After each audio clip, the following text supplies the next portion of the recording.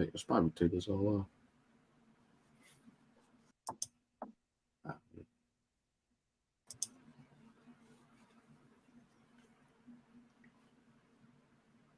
Look, I got notifications popping up on my phone. IITY podcast starting now.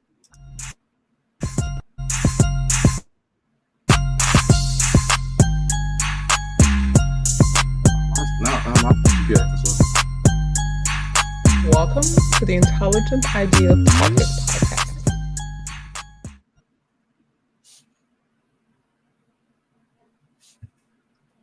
Okay, I don't know what's going on. Anyway, is that gonna break it up for y'all? Yeah. Yo. It kind of always does break up a little bit. I don't know, man. Look, it was breaking up hella hard. It always does break up. I don't a know, little man. bit, Like my computer's sweating right now. Hey, it might be my phone. But hey, guys, welcome back to another episode of the Intelligent Idea Talkers podcast, for the week of October 21st, 2023. Thanks for joining us. I'm your host, D. This is Juice. I go next. Oh, okay. This is Frank. Hey, what's up, everybody? Yeah, I'm just trying to make sure we're all good. This is why I hate virtual casts. It's always better to get up in person. I know. Look, man, we're gonna work out all the kinks, all the bugs, and once we get it all together, then it'll be a good option. This is also more accessible, right? Like it's easier for us to band together and do these virtually. So yeah, like you said, once we work out all the kinks, I think it'll be all right. Yeah, next time we do this on purpose. All right, so what we starting out with? NYCC? Yeah. You guys okay? You guys okay if we start with that? Yeah, good question. Yeah, let's start with that because first off, just tell us just give us the whole overview, the whole thing, how you got into it, you know what I'm saying? Oh boy, big question. What you got? Like, I hope you got stuff. Did you get it? I know you got stuff. I got some stuff. So I guess just hammer and shit. No, I got that another year, but I gave that as a gift to a friend of mine. Wow, Comic-Con. So to paint the picture, so New York Comic-Con happens every October at the Jacob Javits Center. There was, when COVID happened, it kind of stopped that year, but they continued the following year, but that was known as the COVID year, and shit was whack because like everybody was wearing masks and nobody went, and photo ops were whack because like you had to be like behind plexiglass, and like the celebrity was on one side of the glass and you were on the other side of the glass, and then the way they shot the photo, the way they took the photo, it looked like y'all were standing next to each other when you really weren't. Then there was a whole 6 feet apart, and it was just whack. So over the years up to this year, it's gotten kind of back to normal, although there are like hella COVID cases still, just because of that many people, because like NYCC is usually home to like over 100,000 people on even on like the least busy day, which is the Thursday. So anyway, it's in the middle of New York, man. Like New York's already crazy. And that Imagine you got people New York traveling to New York. It's already busy. Yeah, and you remember when COVID was like up and running, right? Like New York was a hot spot, like a huge hot spot for COVID, right? Like it was a danger zone. Like they were like, don't go here, don't go to Florida, don't go to New York, don't go to, there was like another state in the Midwest, I forget what at the top of my head, but anyway, yeah. So this year, me and my family ventured out to NYCC. It was our first year back since 2018, and it was also my son's first Comic-Con, first time going. Okay, It's something we wanted to share. Something we wanted to share with him because me and Izzy were going every year from like 2012, I think. Yeah, we went every year from 2012 to 2018, and then things happened. But anyway, so we went. I had two things that I needed to do to go to New York Comic Con. The whole thing about Comic Con, it's so big, you can't do everything in one day, or you can't do everything in the entire weekend. It's impossible. There's too much to do, too many things, too much to do, too much to see. You can't buy everything. You're going to run out of money. There's just way too much. So you have to plan. If you don't plan, you're just going to be like walking around, spinning in place and feel like you walked like 20 miles. So that's a pro tip right there, man. Like, yes. I've been to conventions before, and that's literally what happened. I was not just like, what do I do now? Like, there's no plan. I already bought everything at the entrance. No. I spent all my money at the entrance. I just ended up like, nah. I mean, yeah, first time, like the first year, that was me, right? The first year I was like, man, oh my God, Comic-Con, I don't know what to do. And like, I blew all my money in the first day. Like the first day it was just over. And then the next days I was just like, I don't know what to do. So, yeah, you have to have a plan. I feel like I would be like that on the first day. I'd be so giddy, you know what I'm saying? Yeah, just to be at Comic-Con. There's all this excitement. There's a whole lot of excitement that goes into, especially being there the first day. There's a huge amount of excitement, but at the same time, it's like I said, it's so big. It's such a big place. The Javits Center is humongous. It's such a big place that there's so many vendors, so many vendors, so many panels, so many like artists that you get that you want to go see. So you have to have a plan. Especially because they introduce photo ops and autographs, like autograph scheduling, and it's just it's too much, right? So you go in with a plan. You go in with a plan. You have to know where the exits are. You got to know where the bathrooms are, and you got to know where the places to go to eat are at Javits. Because if you don't, you are going to be lost. You're going to go hungry. You're gonna use the bathroom on yourself, and you're just going to have a bad time. So we went. I had two things that I needed to do. One, the first thing that I needed to do is I needed to get some of my comics signed at Comic-Con because I get them signed at Comic-Con, get them witnessed by CGC, and then CGC takes the comics from me and then takes them back to Florida to their facility. They get graded, they get the nice yellow label on them, and then they send it back here. So I needed to get that done. That was a fucking hassle, but I got it done. The second thing. Which one did you get signed? So I got Batman number 608, Superman Unchained number 1, and Batman number 619. They're all Jim Lee books. Jim Lee is probably the most famous. He's one of the most, if not the most famous American comic book artists in the world. I think it's like him and Todd McFarlane are like neck and neck for like the most prolific. But Jim Lee, like no one draws Wolverine like he can. Right, like no one draws the X-Men like he can. Like he's the one that helped revamp the X-Men in the 90s. Yep. But yeah, so I got my books. So I got my books signed by him. It involved a lot of back and forth. I had to go to CGC's booth, and then I had to go back to Artist Alley to make sure that I was online for the scheduled signing, and then it was just a whole fucking thing. But I got that done on day one. The second thing that we had to do was I got a photo op with Shameik Moore, who, if you don't know who that is, that's the voice actor for Miles Morales in the Spider-Verse movies. Oh, yeah. Okay, yeah. True. So I wanted to do that because, Miles. We had Miles dressed up as Spider-Man.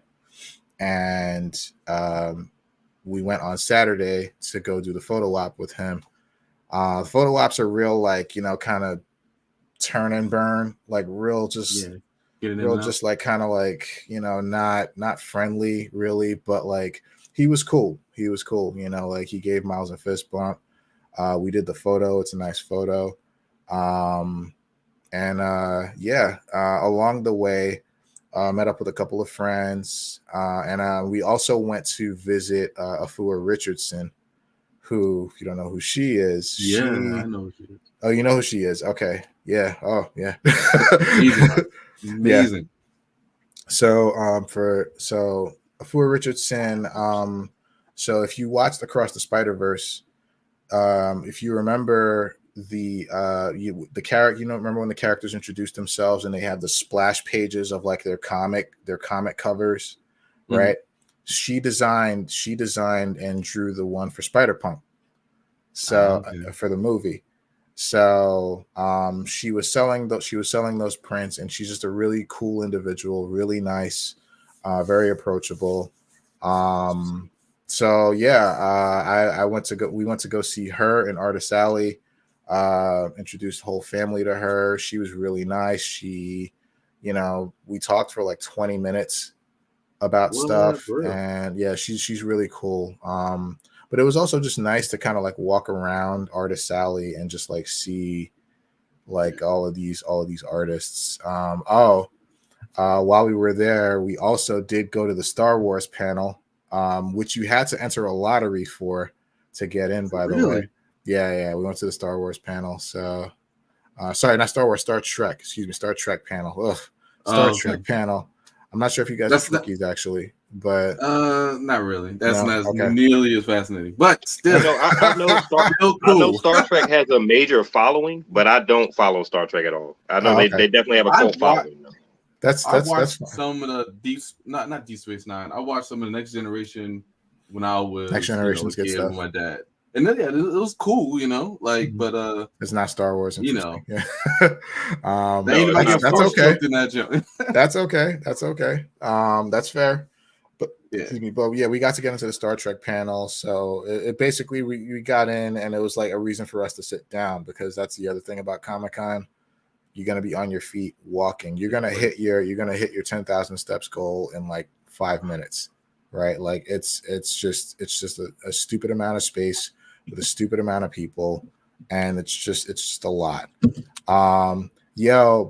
Kaiman, there's one opportunity that I fucking missed out on, man, and I wish I fucking did it. So Lateef Crowder was at Comic-Con. He had his own booth at Comic-Con. Dog, like it fucking didn't even occur to me. So he was on the show floor, which is like where all the vendors are and all the game studios and the comic book studios are and stuff like that. He was on the show floor. He had his own table. Bruh. Fucking the Black Ranger was there too. I fucking missed the opportunity to go see him because there was so much to do. Like I said, you can't do everything. You just can't. I mean, it's understandable though. Like you said, man, this is like one of the few like Comic-Cons in New York that are actually getting back and going. Yeah, you already know how busy and packed that joint is, bro. Like it's like that would have been cool. I fucking like dog. Like I was like, shit. He's all up in everything right now. Oh yeah, his Mandalorian. He's doing stunt work for the Mandalorian. He's doing stunt work for Batman, like for the Batman v Superman. Like he's in everything right now, man. Like if you don't know who Lateef Crowder is, which I know you do, because you watched Protector. Yeah, of course. Yeah. The Capoeira dude, you know, he's the Capoeira guy in like all the movies. Did you watch the guy with the dreads? Yeah. Oh yeah. That dude was dope in Protector. Yeah. So dog, so the thing about Lateef, right? Like, so wait, he does stunt work for the Mandalorian? Yeah, he is the Mandalorian. He's one of the Mandalorian. Like, the stunt guys. Yeah, he's one of the stunt guys for the Mandalorian. Yeah. Okay. Yeah. Dope. So the thing about it is, like, so we get home, right? And I'm looking through some pictures, and like people are posting shit on Instagram or whatever, and I see this one dude post a picture with Lateef, and I'm like, oh shit, he was there. I thought he was like walking around. I was like, nah, he had a table.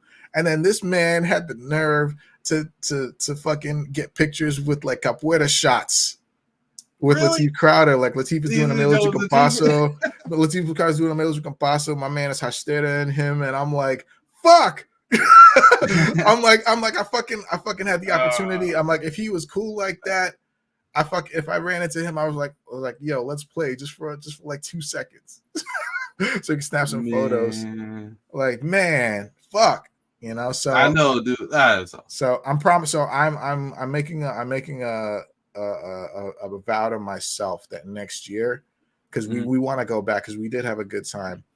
Next year, I want to do that, right? Like, I want to seek him out, and I'll be like, yo, let's just play for like 2 seconds, and I want to go talk to the Black Ranger just to say hello, you know, because that dude, man, but Yeah, you know what? No doubt, everybody wanted to be the Black Ranger, man. Like it was a level to the Rangers. Okay, man, it's crazy how he like is of cultural significance because he was the Black Ranger. The Black Ranger was the black. But you know that was by choice. You know, the Black Ranger is the one you wanted to be, and then the Green Ranger. The Green Ranger, there's tiers to it, you know. So when the Green Ranger came in, you were like, "Hey, okay, the Black Ranger's cool, but the Green Ranger's here now," you know. And then he turned to the White Ranger. You're like, "Yo, that's the guy, bro. That's who I want to be right there." When he became the White Ranger, it was just like he catapulted to like some next level of stardom, right? That shit, he went Super Everybody else took like a. Yo, you know who took one of them in the back seat. Yo, you know, like fucking. Like, I don't care, dude. Though, like Jason as the Red Ranger, like that dude to me is still like he was still the fucking leader. I did not like the fact that when the Green Ranger came, that Jason is like, yeah, you're not the leader anymore. No, especially when the White Ranger came along, I should say. When the White Ranger came along, they're like, yeah, you're not the leader no more. You know, you're not the leader no more. Hard. And then they replaced him with Rocky, who was even worse. You know, Rocky and it's just was like trash. Like he was even worse. Talented martial artist, but like musclehead. He was, but he wasn't a leader. He wasn't like Jason. He didn't have that presence, you know. So anyway, we had a really good time. We had a really good time at NYCC. I highly recommend y'all. Like y'all should go to NYCC. It was a great time. But if you do go again, go with a plan. Know where the bathrooms are. Know what the exits are. Know where the bathrooms are. Seriously, I've been to NY. I've been to Manhattan. So for a few days, it's a place I would love to visit. I couldn't live there, but I've never been to. It's the significance of going to a Comic-Con in New York. Like that's a mecca for everything nerd. You know what I mean? Everything pop culture is like you have to make your journey at some point in life. You know? Yeah. You did that, Frankie. You shared it with your family, so yeah. It's something that because we from there, so like it's something that we were doing for every year, right? Like clockwork. And then 2018 was the last year we were there because that was the year that my wife got pregnant, and then 2019, we were trying to go, but it didn't work out, and then 2020, what happened. So we were kind of trying to play it safe. And then this year was the first year we were like, yo, let's go back. So, and we had such a great time. We didn't stay in Manhattan. We stayed in Brooklyn, but we had a really good time, with the exception of New York traffic. Fuck that shit. Yeah, that shit can kiss my ass. Everywhere you go. Yeah, that shit can kiss my ass. Like New York traffic, fuck out of here. Like, that shit is so fucking bad. There's two journeys that you have to make as far as pop culture goes. I'm sure they have other conventions and everything, but San Diego Comic-Con and New York Comic-Con are the two that you always hear about. San Diego is the one. San Diego is the one that I want to go to before I die. Like that's the one I want to do, before I leave this place, right? Like, but San Diego is hard. It's like it's extremely fucking difficult to get in. Like that's the type of shit, and no fucking joke. That's the type of shit you have to enter a lottery to be eligible for another lottery, to be eligible for the chance to maybe purchase tickets to con. There are there are 2 levels of lotteries you have to enter, and then maybe you get the chance. They have to select you to get the chance to buy tickets to San Diego. And then you got to fucking get out there and all that shit, you know. Look, it's safe to say I'm never gonna do that one. Like I'm gonna try to do New York, NYCC. That's Yeah. it's on my coast, right? I would say, yeah. I would definitely say NYCC every year is October. It used to be on Columbus Day weekend, but now this is the first year that it was the week after, which is weird because it's literally ever since its inception been on Columbus Day weekend. But you know, yeah, and I guess to answer your question in the beginning, like why, I love the pop culture, man. You know, especially you know, like you know, black people in pop culture, we've been living for a while now, right? Like for some time now, and especially with like, you know, Black Panther, Miles Morales, right? Like making it like real big, and so it's like we've been living, so why the fuck I not? think You know, and it's home. It's home for me. historically, So speaking of black people and the pop culture, like especially in the realm of like comic books and superheroes, I think there's always been a like the black experience, right? Like when they, in speaking of Black Panther, when they you know, drew up this character, it was in the middle of the black struggle of, you know, of our parents' generation, right? And excuse me. think about it, a superhero named Black Panther during the time of the Black Panthers, you know, it's Yeah. like pop culture and comic books. And I get asked a lot, why do you hold on to these watching anime and watching series when you're so old? I'm like, it's an escape, you know, mentally from everyday life, right? Like it's always been like you've always wanted to be the guy to save the day, to be the superhero, you know. Dog, I don't know Everyone. who fucking I don't know who fucking says that to you, man. Like right, like that's an empty person. Like yeah, like shut the fuck up. Like right. like But who I says know that y'all to you? hear You the know? oldest saying, one of the old sayings is art imitates life, right? Like Yeah. any media that's created that we consume, like it's of the world we live in. Like these don't, like they may seem outlandish and otherworldly sometimes, but they are rooted in our struggle, right? They're telling stories about like the things that we may encounter. Might not be facing space aliens, but we facing something, right? Right. Like so these are narratives, right, about the lives we live. Like people, Like look at such a strange, but you know, I've had that question too, and I think it's maybe because I'm me black, too. or maybe because we're black. It's like why wouldn't I appreciate, like, you don't come somebody and be like, why are you reading a book about a fantasy? Like, what are you talking about? Like, I'm consuming the media, right, which is reflective of the struggles in this world, right? It just gives it a little bit more, something more interesting, right? But I don't need to like I don't need all my stories to be about like historical figures and shit, or a criminal like fighting the system in that way, or whatever, right? Or the only media I consume is like, you know, what's on the news or what's on sports, or just like everybody else. Just like everybody else, you know, like why the fuck not? These are interesting, unique, really like relevant stories that are told in our time that we choose to enjoy. So fucking let us do that. There's nothing wrong with that. There's nothing wrong with whatever this person's reading, whatever that person reading, unless it's like Mein Kampf or some shit like that, you know? Hey, like, if you want to read Mein Kampf, read Mein Kampf. You can do that if you want to too. But like it's one of those like, what the fuck? Like where is that shit even coming from? You know? That's a good topic we should discuss. Like, you know, like video games, right? You ever had somebody come at you but like, man, you still playing video games? The fuck you mean still playing? And do you know what it takes? Like, so do you know what this? Do you know how hard that. this shit is sometimes? Hey, like, you have your hobbies. I have that's what it is. It's not even just that. It's not even just like it's more than a hobby for some people, but like you don't know it's art, right? It's and art. also at the same time, oh my God. you don't like video games have such a huge benefit to us cognitively that maybe you don't realize, right?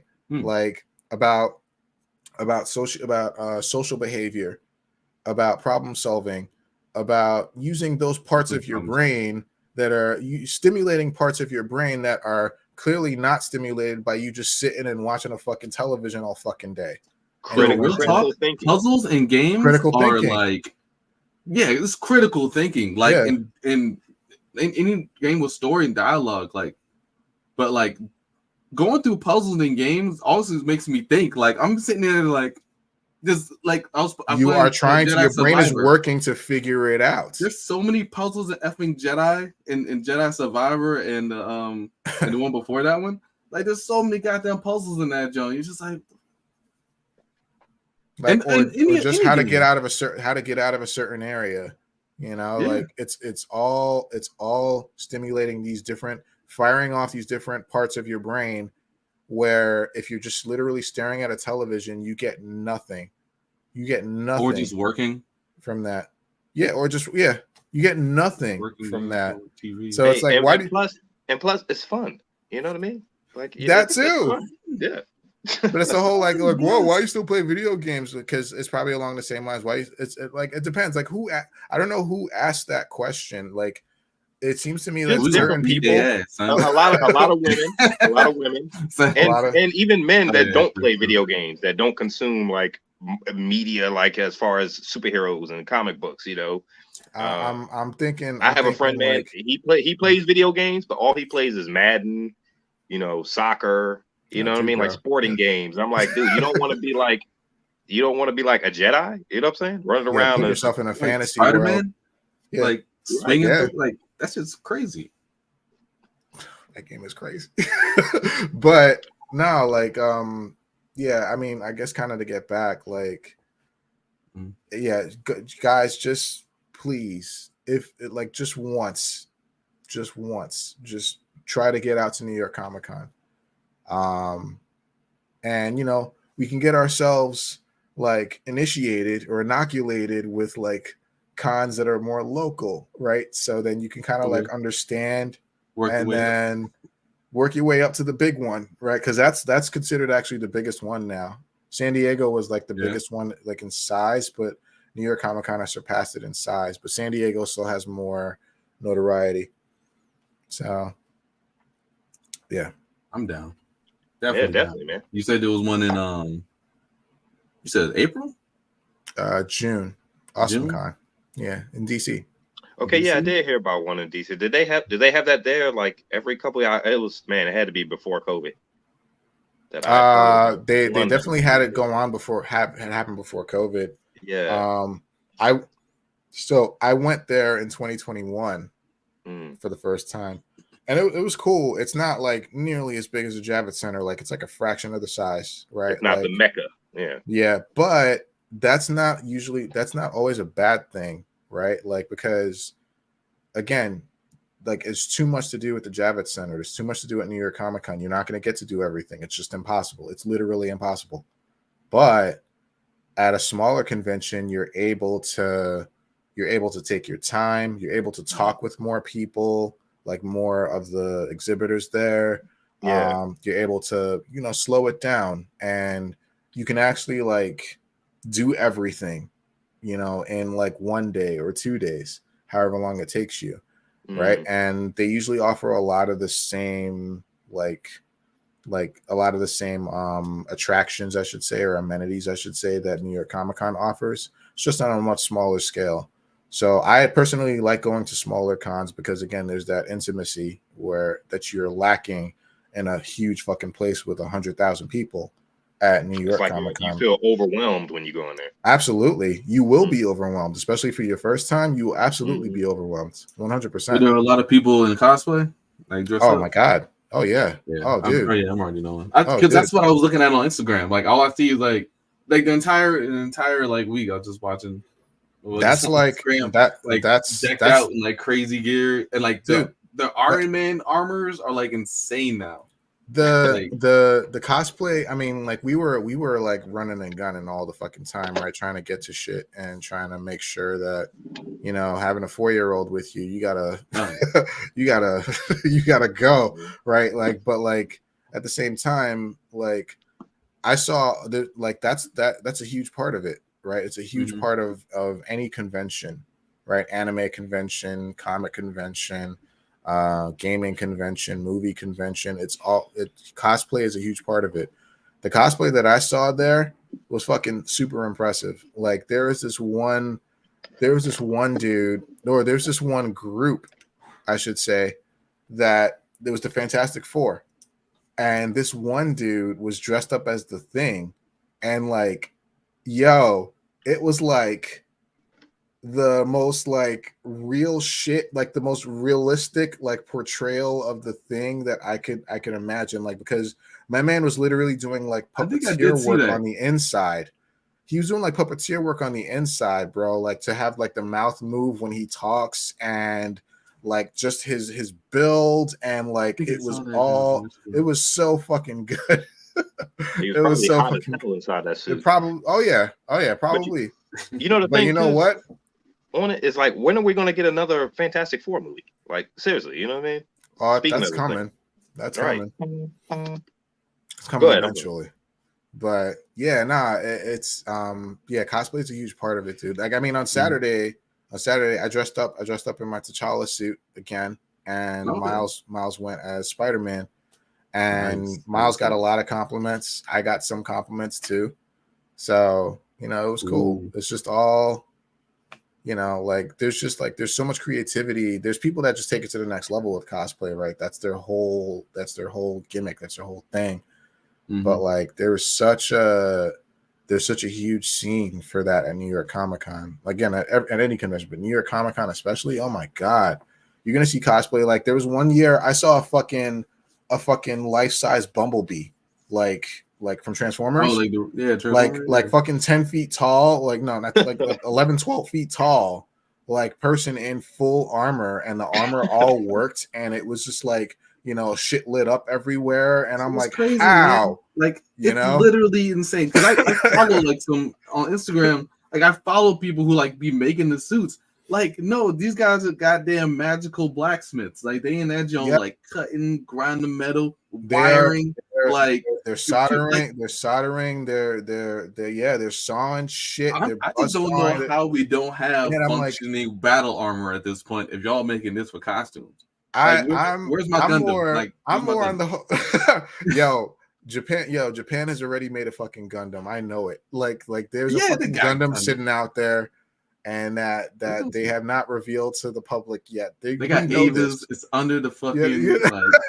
You know what I'm saying? That joke's just gonna open up and go. It was on the goddamn giant robot out the ground.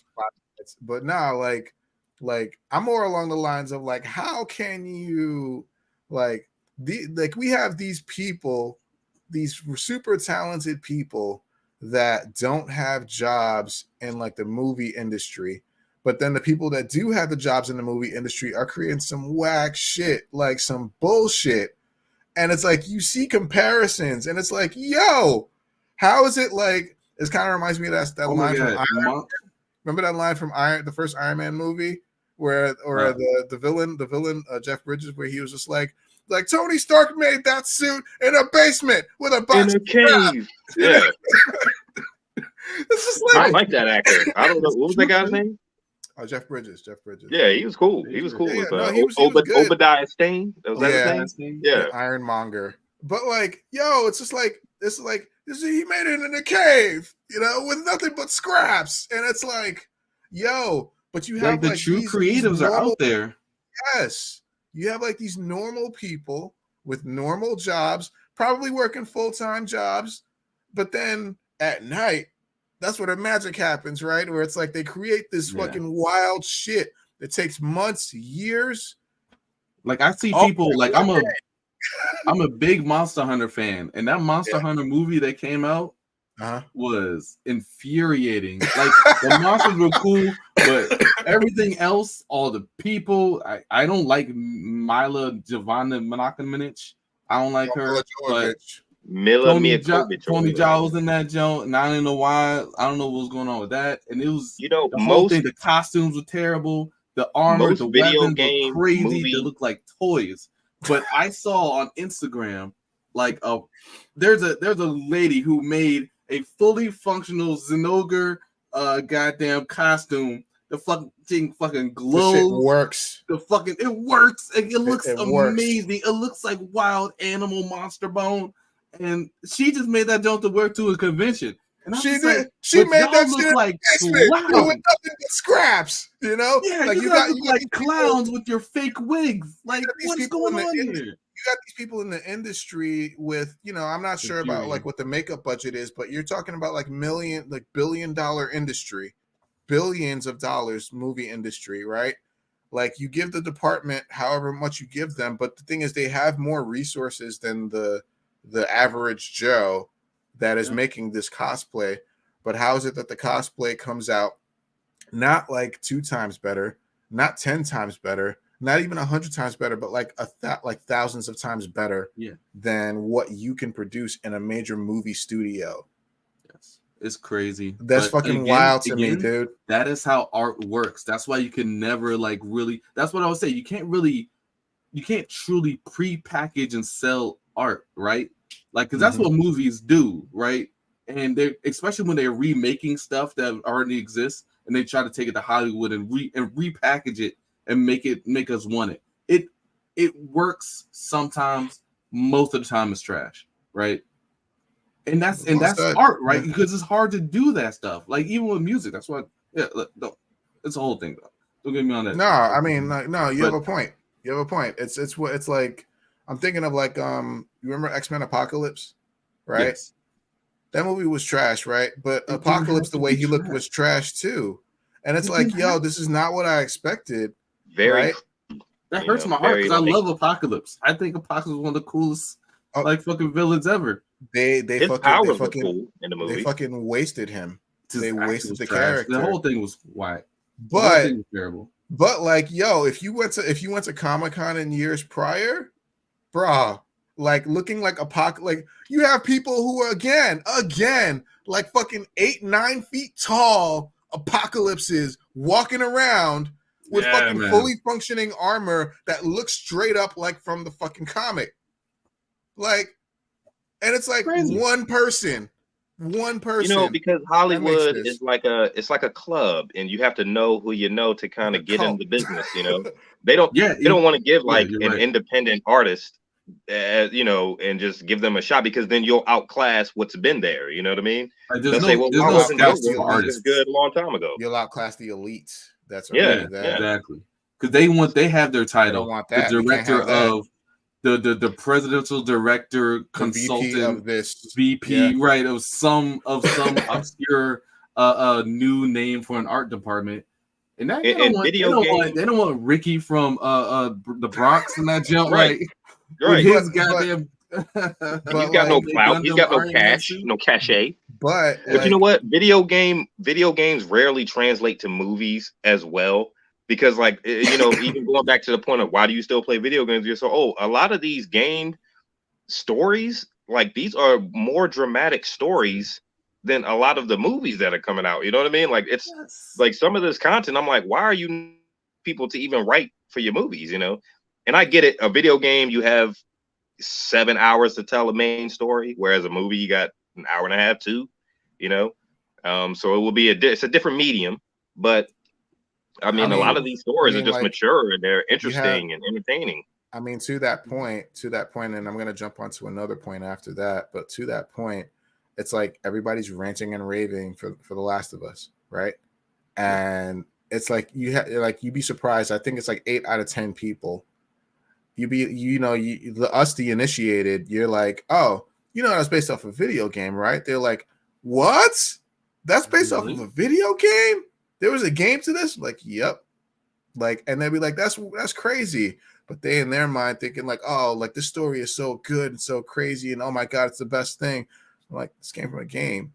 You know, are games that play like novels. Like right? they have these insane narratives that captivate and bring you in and are just so fucking well done. And it's like it's such a shock, you know, to that whole question, right? Of Like, are you still playing video games? Well, yeah, because look at The Last of Us. You think The Last of Us is the greatest shit ever right now, right? It's on top right now, and it was based off of a fucking game. This is why this exists. So, there's that. But to the next point, speaking on games and about the whole like outclassing the independents, outclassing the elite and all of that. So video games actually, this is where you see this happen a lot actually. So for example, the example I think off right off the top of my head right now, Sonic Mania, right? Sonic the Hedgehog, like Sonic was real crap for a while, for like a good, I want to say like almost 20 years, right? Sonic was real trash. Wait, right? you talking about the game was trash? Sonic? Yeah. Yeah. Like from 2006 to like 2021 or 2019, I should say. Let's say 13 years. 2006 to 2019, Sonic was real crap. Like there was not one fucking good game in the bunch, right? You have Sonic 06, you have Sonic and the Black Knight, you have Sonic, what is it? Sonic, I would say Sonic Rush was okay. Sonic Colors, that wasn't good. I know what the disconnect is. I'm still thinking Sonic 1 and 2. So no. Oh my god, that's the problem. I'm like, a lot of those games are the same, but Sonic Rush I did have. I bought that for my son on Xbox. So. Oh my god, no. Sonic 1, Sonic 3, and Sonic 3 and Knuckles together is one of my top 5 favorite games of all time. Like that's no. Right. I'm talking about the brand. I'm talking about the brand. Sonic was real crap for a while, right? And then they brought Sonic Mania along. And guess what? Sonic is fucking back on top again. Because what a concept. They got independent. They got the person who developed Sonic the Hedgehog 2 HD, who unofficially developed Sonic the Hedgehog 2 HD, only had 2 stages, only designed the first 2 stages. They got him to develop the entire fucking game. They got an independent. They got an independent music composer. They got oh my god, what is it? Independent artists that worked with the main developer to design Sonic Mania from the ground up. So the whole concept of Sonic Mania is that it's like remixes all classic levels and then includes new levels of its own. So like Green Hill Zone Act 1 is like Green Hill Zone Act 1, right? Just kind of like redesigned, up-res for the new generation. But Green Hill Zone Act 2 is like a complete remix of Green Hill Zone. It's not the same at all. Like the music changes, the stage design changes, like everything changed. The enemies changed, the layout is just different completely. And that's how the game carries forward. Sonic Mania fucking boosted Sonic right back up. Like Sonic is now on top again, right? Sega took a real big risk with that because it made them look bad, but they also knew that in the long run they would be looked at as heroes for it because they brought their mascot character back up. So in video games, this is something that you do see more of because there seems to be more of the door seems to be open a lot more for independents to create. And then if they create something great on their own, unofficially, whatever have you, if companies notice, studios notice, they'll be like, hey, why don't you come and design this game for us? And we'll give you credit and everything, but it'll still be under our publishing. And independents just like, I'm fucking just happy to be here and I'll do whatever you want. I'm down. And then this is what happens. Imagine if they did that in Hollywood. Oh my God. Yeah. Oh my God. Like, but that fucking wall is too high, man. Like they're not trying to let nobody in. It is. Those doors are closed. And remember when Netflix started making their own stuff, man. Like Netflix will pick up some. Netflix set the standard. Yeah, and they opened up a lot of doors, a lot of people, and they got some great material out of that. Because Netflix started making their own thing with Orange is the New Black and a new season of Arrested Development. Everyone followed suit. Everyone, Hulu, and Amazon Prime, all these fucking like all these fucking like shitty networks that no one gives a shit about that are making their own like independently owned programs, right? They opened the door. They gave a lot of opportunity to, because Netflix back then was like, we'll anyone else, just come and make whatever you want, right? Yeah, We yeah. want Just bring this. something. Give me something. Like we can lose the money. We can take the risk, and they didn't lose any money. You know, they just kept making more money. Yeah. So it's different now, but it's still like, could you fucking imagine? Because it could be like another Netflix situation where Netflix really opened up a lot of opportunities, and then a lot of people started imitating, and then it just breeded competition, right? And now we have a strike. Right. But it's only fair because they gotta pay the people. They gotta do better. Nah, you gotta pay the people. You gotta pay the people, right? You gotta pay the people. But again, like that's and you know, in a way that's kind of, I mean, not that Hollywood's not unaffected by this, because they definitely are, but like, yeah, that's like the whole strike right now is kind of based off the whole streaming dilemma. But like streaming, that's AI, arguably what and just basic human rights. Yeah, basic human rights. Oh my god, man! Like some companies of the stories don't I want heard revenue to go down, right? Because and also we as fans shouldn't want revenue to go down because it's going to affect the quality of the content we consume, right? But you have to pay people what they're worth. You know what I'm saying? Like that's just basic. You know, like they are coming up with these ideas and presenting this content. It's weird. It's a dichotomy, right? Because they're not solely responsible for bringing the content to us to consume. The company is involved in that equation, right? So who has the power? It's almost like the NFL, right? Like we watch the games to see the players play. So the players, you feel like you should maximize give them everything, right? Yeah. They control everything, but they're not solely responsible for presenting us a football game on TV. The NFL, the corporation, has a lot to do with that, you know. So it's the same. We as consumers just like, dude, just get over, bring us some more. I want the Wolverine game, you know. Zach and Frank the other day, what's up with Wolverine? Yes, yeah, the old one is so that last Wolverine game. What was that? Oh, you're talking about what the fuck was it called? Adamantium Fury or some shit. That game was so fun. That was fun. Adamantium, was it Adamantium Rage? I think it was called. Something like that. That game was so much fun. I mean, like sports, and we'll get off of it, but with sports and with like Hollywood, it's very different, right? Like with sports, they are paying the athletes like money, big money, right? It's not about like, you know, paying them what they're worth. Like if athletes were to strike, they wouldn't let that happen. They just wouldn't, right? So like there's at least a fairer business relationship when it comes to like in the sports world, right? Athletes are getting paid millions upon millions of dollars. And it's like if for some reason there was like a dip in like and that the sports industry needed money, like NFL, MLB, NBA, whatever have you.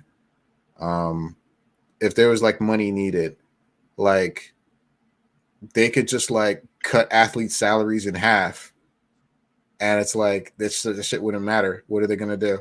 Like, like where are they gonna go? Oh, we're gonna strike and we're gonna go. Well, they're not gonna strike. They're not unionized, but like we're gonna strike. We're gonna go get real regular jobs, and it's like you're gonna get a regular job that pays you $10 million a year.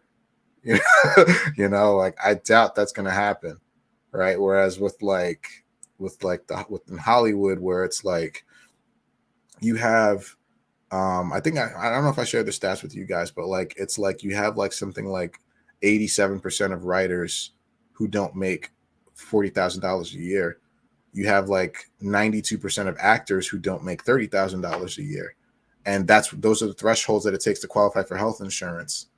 And they don't make it. You have like your top 1%ers like Tom Cruises and Meryl Streeps and Robert Downey Jr.'s and The Rock.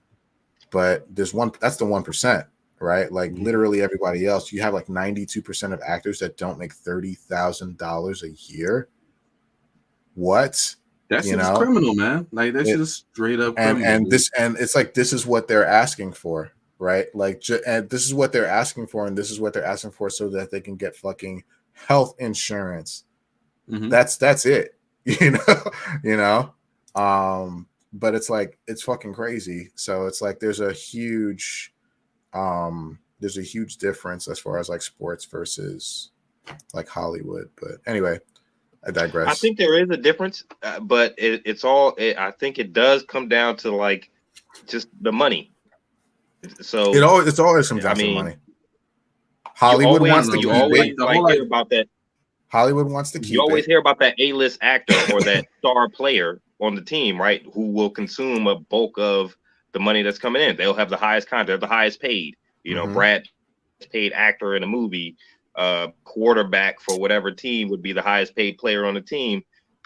So you can't pay the people around him as much as you're paying the quarterback or the actor, the A-list actor, right? So there's a business aspect to it that I think that is the same, but it is different realms. I mean, it's two different industries, you know. I mean, remember the people who get paid the most are the CEOs and are the studios, right? Like no matter what, like the actor's only ever going to make a fraction, team, right? And the CEO and this like the CEOs and like the studios, it's like down to like what 7 people. I want to say it's like 7 or it's like less than 10 people who basically hold all of like the money and all of Hollywood. Right, like they have like the biggest money, they have like the largest amount of money in all of Hollywood, and they're getting paid like 8-figure salaries, and that's not including like bonuses, incentives, sponsorships, whatever have you. Like they're the ones that are saying shit like, well, we're gonna fucking wait until these actors and writers run out of money. You know, and they're the ones that are saying like, well, we have a much stronger position because we have all the fucking money, right? They're asking us for our money. There's no fucking way I'm going to pay them money. No, not doing it, you know? Excuse me. But it's like, it's crazy where it's like they hold all of this money and it's like, this is almost like quarters to them as far as like what everyone's asking for. They're getting paid 8-figure salary minimum. It's the ultimate greed, man. It's like just being greedy beyond any reasonable like extent, beyond this money would mean nothing to you, and they don't want to set a precedent with. I think it's an issue of them not wanting to set a precedent where people should expect to be paid. It's about the principle. Yeah, it's the principle of it. They don't want you to start thinking that you have the right to, you know. If we give the money, if we give the money to them, then what's to prevent them from striking again and then asking for more, and then we got to do it again because you know we're making them think that they're important, and it's just like, well, they are important, you know, and they're not asking for your salary, they're just asking for a decent salary. So to be able.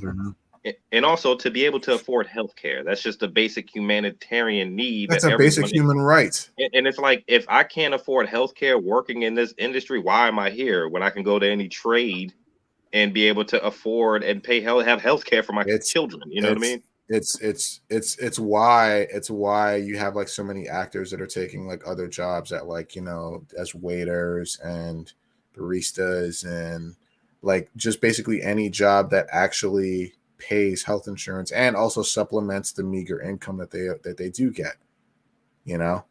So it's crazy, man. And it's funny when you see any movie, video game, anything that comes out of Hollywood, like you always have that A-list actor, right? Like, you know, Marvel, you got Robert Downey Jr. and Chris Evans. But look at the laundry list of people that work the movie at the end of credits. You know what I mean? So you kind of see not everyone can be treated equally. I guess there would have to be a tier system or something that would be implemented. I mean, I don't know. I don't know how Hollywood works, man. It's all magic. Well, you know? I mean, like to paint a quick picture, it's just like, you know what you're saying is kind of like how it does work, right? Where it's like you have like the movie's budget. Let's say the movie's budget is like $100 million, but you have the Avengers. But it's $100 million. You know, Avengers is way more than the first Avengers. I think was like 220 million budget. But like you have the Avengers, you have like Robert Downey Jr. making 20 million, Chris Evans making close to 20 million, Mark Ruffalo, Scarlett Johansson, Jeremy Renner. You have the Avengers that already take up 100 million. Half of that just goes to them because you got to pay them. They're the face, right? And then the other 120 million, 100 million gets split to everyone else.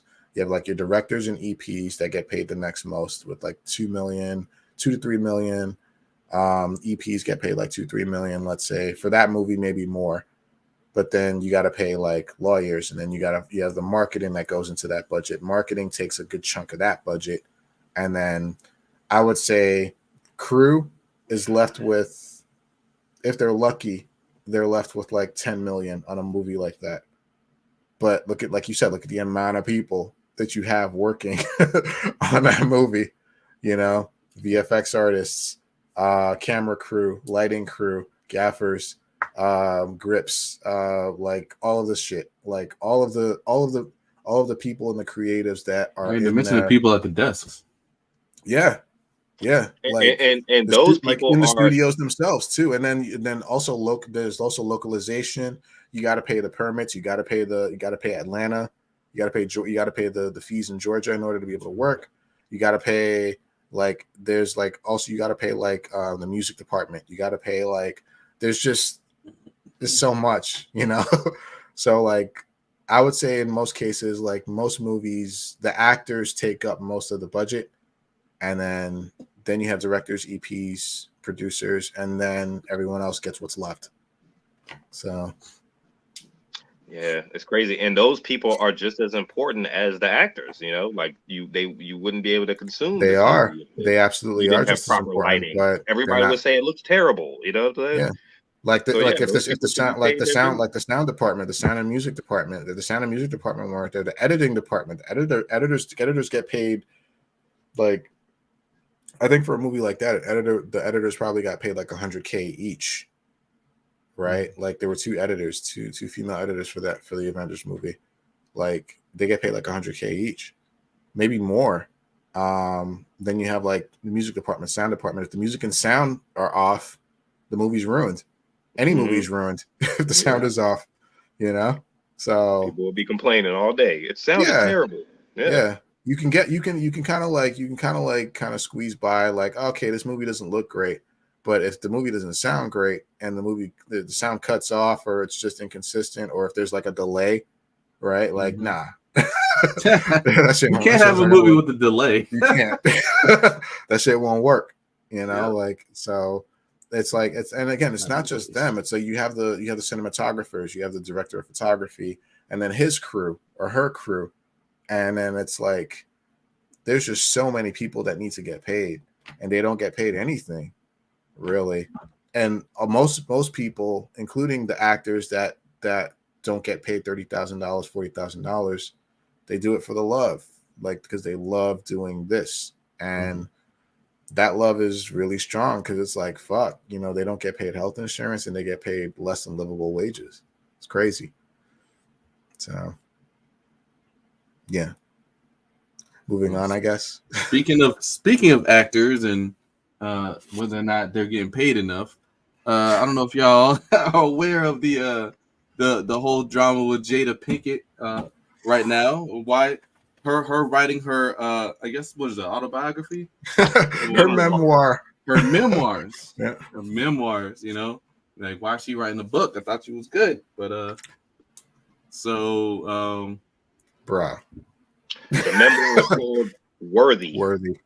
Yeah. Worthy, right. I mean, I guess, is this her chance to stay, like, is she just trying to stay relevant in the culture? I mean, in a way, I have a theory. It's a weird theory. I think the infamous slap seen around the world, I think that, like, kind of put her back into the public sphere a little bit. Like Will Smith was already there, so he didn't have to slap Chris Rock to get there. He was there already, you know. I don't know, man. Like, why is she so relevant? Why do we care about Jada Pinkett Smith? It is interesting though.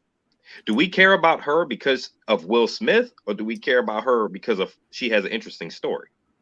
No, we care about. So I don't think anybody gives a shit about the story that she wrote in that book. Whatever. Don't nobody gives a shit about the book. People just want to know more. People really just want to know more about, want to have more insight into that marriage, right? Like that relationship, because there's a series of really shocking events that took place that, you know, is still on people's minds, right? And you know, to her credit, you have a point too. To her credit, she is trying to stay relevant through this, but we all know she is irrelevant. Like Will Smith is the relevant one, right? She is irrelevant in more ways than one.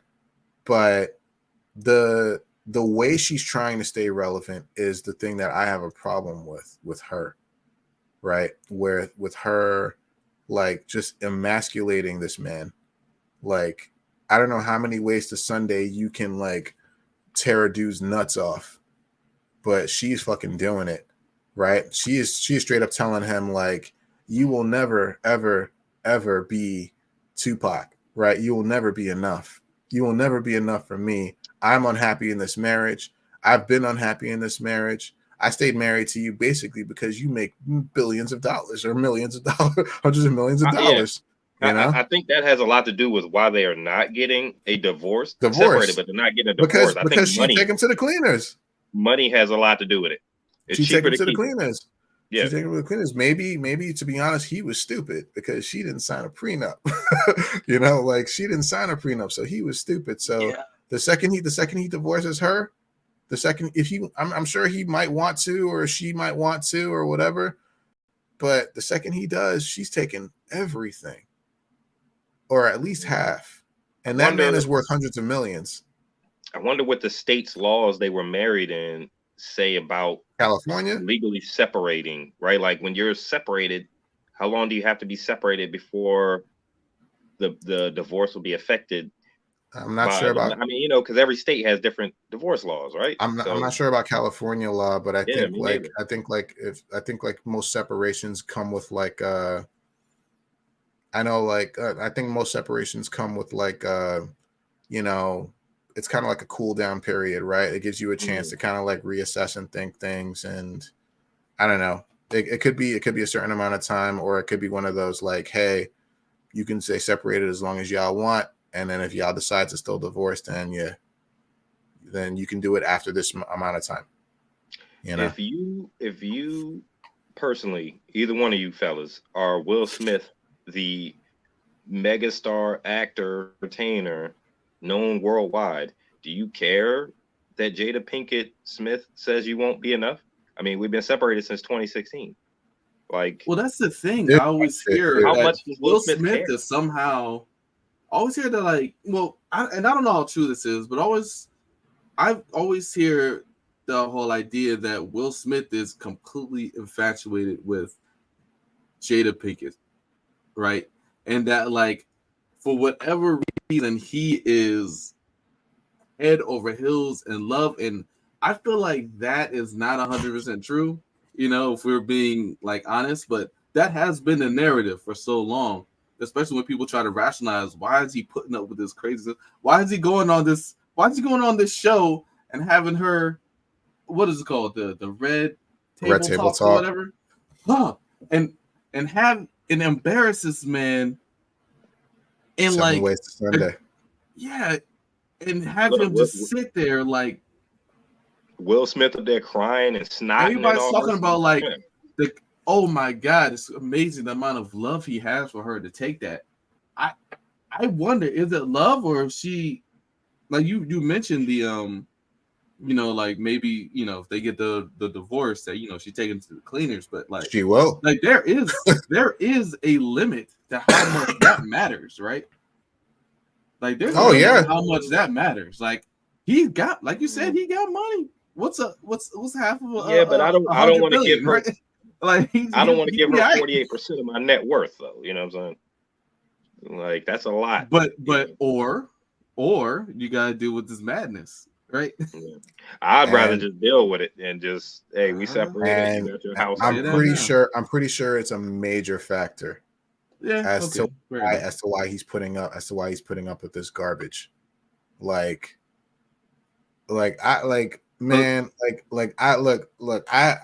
used to. But then again, he stood up and smacked Chris Rock on stage.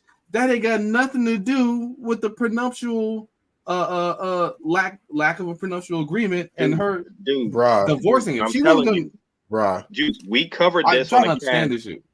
We covered this on the cast like a week after the slap, and I told you Will Smith probably told Chris Rock he was going to do that if he fucked with him that night. You know what I'm saying? Like he probably told Will Smith backstage, was like, "Hey, don't do it tonight. Tonight's not the night. I'm gonna slap the shit out of you if you bring us up."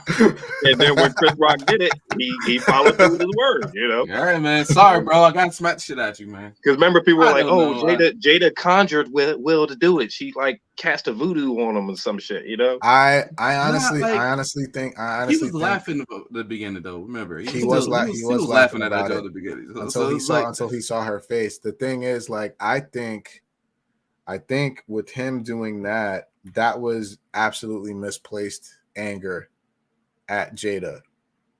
I'm not sure what they were going through at the time, or just like the whole situation in general. But the funny thing about I have a little theory that I was just like, wait a minute, that can't be. But I have a little theory, maybe it was staged. Because let me read a quote from the article you sent that covers this. So this is Jada talking about her perspective during the oh my god, the slap heard around the world. So she says, "I thought this is a skit.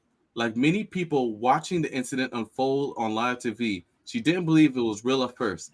I was like, there is no way that Will hit him." Jada, 52, recalled, "It wasn't until Will started to walk back to his chair that I realized it wasn't a skit. The first words she uttered to Will were, are you okay?" She had no idea that he was about to do that. I don't think that jump was a skit at all, man. Like, do you believe her? No, do you believe her? She wasn't. Because also She wasn't. There was no. If it was, she wasn't injury. She wasn't under oath. She wasn't under oath. She could easily lie to the press and say that. Okay, I'm just gonna say why I just think it's a theory. Just 2 points, real quick. Why I think it's a theory. Why I think it was staged. I mean, right after that, like the same week that happened, Will Smith comes out with his book, his autobiography. Did he? I do not remember that. Yep, the same week he came out with his autobiography. It's called Will. It's on audiobook and all that. I mean, guys, I always thought it was because remember King Richard had came out because that's what he won the award for that night, right? So I thought it was staged at first too, and I thought it was just maybe a publicity kind of thing. It looked fake. It looked so Hollywood. Didn't the slap look so Hollywood? It was just really. I mean, it was just really like pronounced, and the way his arm went like from here to here, and I'm like, nobody slaps like that, The way he buttoned his suit when he walked off the stage and all that, And Will is an actor, guys. We know him for acting. He is an actor, so he is an actor. But I think that he's the kind of guy. Look, you know your boy, Breadman. He will play up a scene dramatically, right? Just because that is him, right? Will acts, but he's also Will Smith when he's acting. Mm-hmm. So I feel like if Will Smith was going to fight somebody, it would be the most dramatic fight you would ever see. and it would be a real life fight, but it would be dramatic. I mean, it would be this.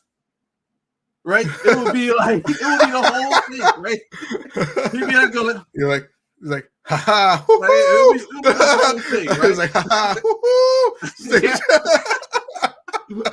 Oh, if y'all- He's like, you know what I'm saying? You know what I'm saying? was it Alonzo from Training Day? He Yeah. shot me. He played the whole thing up, man. Like, and it'll be real for him. So okay. Look at the events around that slap. The Red Table Talk came out. I'm not sure. When did that come out? Like, it was like a year before that. It was a long time. It was like before. a year before, yeah. Right? Like, or 2 Something years like before, maybe. It was a while back. But like that came out. The slap happens. The same week Will's book comes out. Right after that, or I shouldn't say right after that, but after that, they're in the news, right? Constantly, all the time. Like Chris Rock's next stand-up was like sold out across the world. Even though he probably could have done that normally, but like sold out across the world, and people only wanted to hear him talk about the fucking slap, right?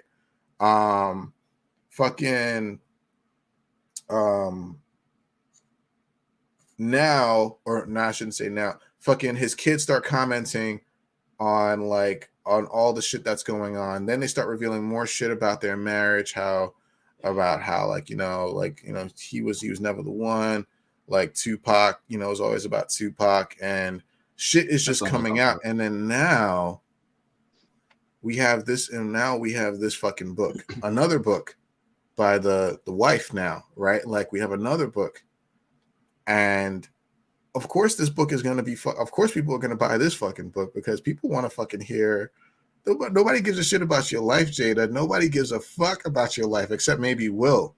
We want to learn about how you hurt. We want to learn about how, like, what the fuck happened. Like, we want the details about what happened. I think in its own way, it was all publicity. It was all a publicity stunt. I think, and it is a way to stay relevant, right? It is publicity. 100%. They've been relevant since it happened. Mm-hmm. I think they're taking full advantage of that slap. There's no publicity. There's no publicity there's no such thing as bad publicity. Mm-hmm. There's no such thing as bad publicity. I don't know, man. Like, okay, maybe I just have like I mean a misunderstanding of I see your point too. Again, it's just a theory. But like, I see Kardashians, right? Like they don't like Kardashians don't really have any other talent other than their exploitation of drama, right? Now, I believe that Will and Jada's drama is genuine drama, right? I feel like it's not.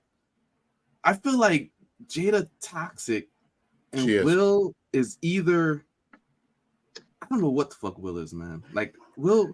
Maybe he's just as bad. We don't know their lives, really. Very likely he's just as bad. This man, I heard recently, man, and this just blew my mind. Will was the one that got rid of the black on Viv. I didn't know that. You didn't know that? Out. You didn't know that? Oh yeah. I didn't know that. I was blaming the white man up until last week. Oh no, yeah. I mean, did you happen to watch the reunion show? I don't know. On HBO? No. So they had a Fresh Prince reunion show on HBO Max. Mm-hmm. I did see that. Yeah. And she confronted him. She confronted him. She told him. She asked him, like, "Why'd you do me like that? That was fucked up." And he's like, I'm sorry. I was young. I was stupid. All the canned responses. I was young. I was dumb. I wanted to be a star. Blah blah blah. But like, the actors were beefing. Yeah, but no, that was real. That was him. That was real. It was just striking though, because she looked nothing like the original Aunt Viv. You were just like, who the hell is this lady? You know what I'm saying? Like, the new Aunt Viv. Yeah. But she's the one. She's the one. Did Uncle Phil get remarried or something? Like, what the fuck is that? Yeah, like y'all need to explain this in lore. Right? Yeah, like, I mean, we accepted it after a season or two, but it was just like, what? Who? Yeah, it was weird. But But like, yeah, so it's very likely that Will is toxic too, man. I mean, like, and through And the don't years, forget, good. don't forget as well, like this whole relationship of Jada and Will has been happening in the public eye. They've been Hollywood stars and actors and actresses the entire time. So if they had just been, commoners, like, maybe things would have ended out differently, man. But I think a lot of these Hollywood relationships, it would almost be better to just get a wife or a husband who's not involved in the business, who doesn't have that kind of scrutiny on them. That was the thing, daily. But that's the thing. The thing is, Jada's not really in there like that. Jada is not acting in any movies or TV shows or anything. The only thing was hooked up. She was in she was in Gotham for a second, yeah. right? She was in Gotham for like a season, right? But that's the only fucking thing that she did since Will like Smith Scream, is since more like Scream relevant 2. Yeah. But since like Scream 2, but Will Smith has been acting like big time actor, right? Like consistently. Like he was at like in the mid 2000s, he was the man. Like sold out theaters across the world.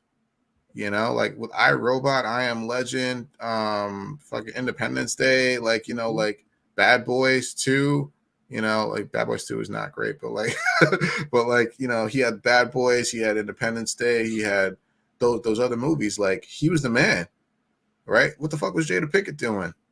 Scream 2, where she died in the first 5 minutes, and then she was just being Will Smith's wife. Yeah, like she wasn't doing shit. So if anything, like that would kind of make me think that, look, if anybody's going for a Kim Kardashian type career, it is Jada, right? Yeah. But again, that would like make me be like, well, there's no way Will Smith would have like planned the slap because he wouldn't need that drama. He wouldn't. Which makes me go back to why would he overreact in such a way, in this way, so publicly, over a slight disrespect of his wife, who in a recent interview, like last week, she said they didn't even live together. They weren't even living together. They were just like pretending they were in a relationship. Why separated since 2016? Yeah, separated since 2016. Like, why would he react in such a over the top way?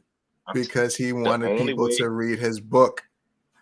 The only way I can rationalize it is to get somebody to read your book. Hey, this is Hollywood. This is Hollywood. We're not in Hollywood. We don't know how this shit works. This is Hollywood. This is beyond us. He just won. What award did he win for the movie? He won Best Actor for King Richard. That's not going to get nobody to read your book. No. Through that, I'm telling you, he told Chris Rock he was going to do that. Slap Chris. Yo, leave us alone tonight. Okay, it's not worth it. Just think about it. Right? Think about it. Think about it. Think about it. Think about it. Let's just try. Just try. Please try. Okay. Try to understand. If the slap didn't happen and he won the Oscar for King Richard, the same week his book comes out, would you have gone and read his book? I didn't read his book. Well, I wasn't going to read his book anyway. But all right, putting myself in the mind. Maybe you weren't aware. Maybe you weren't aware that his book enough to read his book. If I was a person who would have read his book, with watching him slap Chris Rock make me read his book more. Yes. I guess so. Yes. Yes. It would. It absolutely would. Just for that added drama, Just because you want to find out, because that incident right there, makes you want to find out. But wait a minute. What did he write? He doesn't. Is there something that he can find? Is there something that he can find in that writing? That person was already going to read the book. Say again? True. That person, me being that person, was already going to read that book.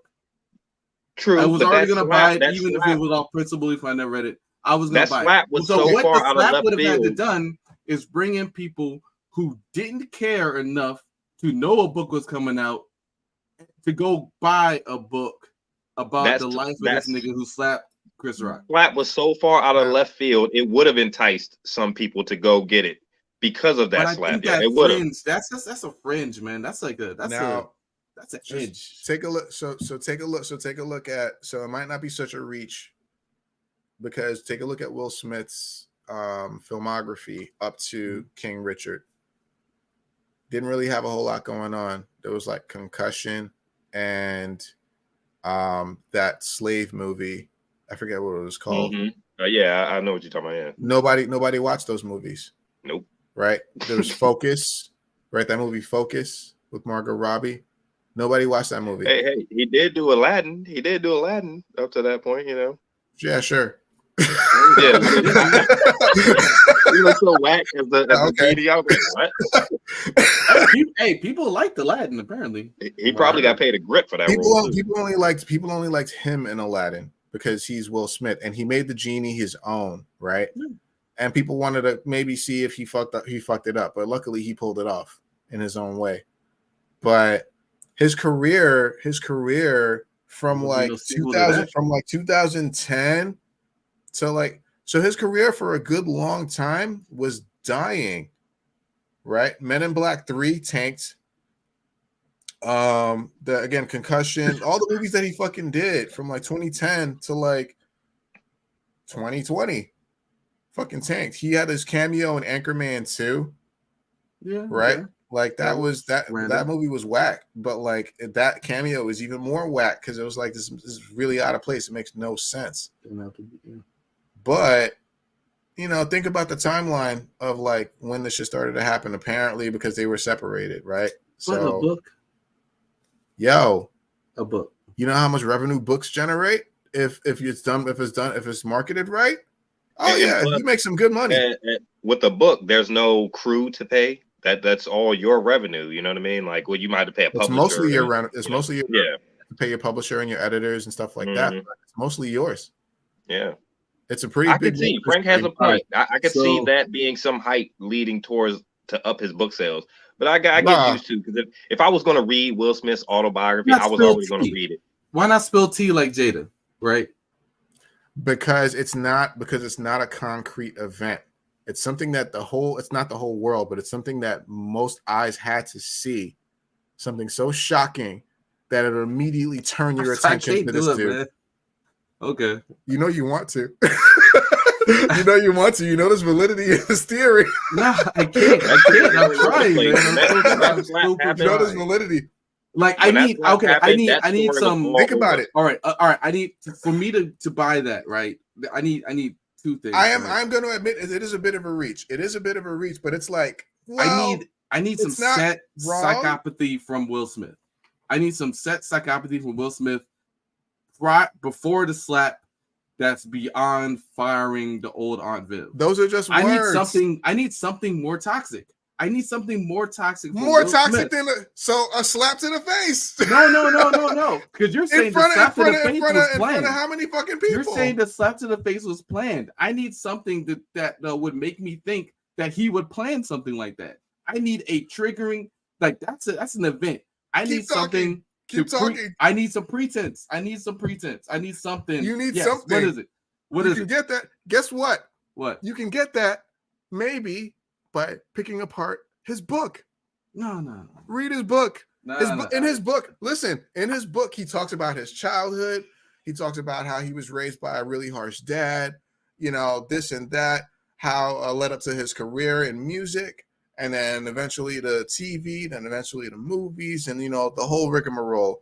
People will buy that shit just based on the slap alone, but intellectuals would buy that shit to pick it apart and to find out the pretense that you're looking for, the clues that you're looking for, the psychopathy that you're looking for inside the details of this book. I need to see that before that, right? Like you can't look. It was perfect. For me to follow that logic, I would need to understand. I would need to see the psychopathy beforehand. I would need to see it beforehand to make me think that would even be in the book. For me, I'm perfectly fine as a commenter. I'm perfectly fine for understanding that a nigga fast and smack somebody, right? That's well within my realm of understanding of believability, happening. A regular nigga can do that. A regular nigga might haul off and slap somebody who's talking shit about his wife. Will Smith is not a regular nigga. Will Smith is not a regular nigga. Will Smith is making hundreds of millions of dollars. Well, You I see think how I you think that's see? Juice's point. Is like if he was a regular nigga can go off and smack somebody, but Will Smith is And supposed to I be kind wouldn't of need above his that. backstory.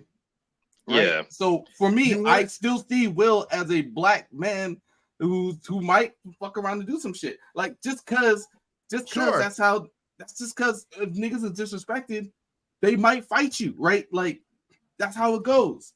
Mhm. I don't need like that psychopathy to be planned out in the book. I'm gonna flip through 400 pages. Like I'm not gonna do that. Like I already know his story. I got that story. He was a rapper.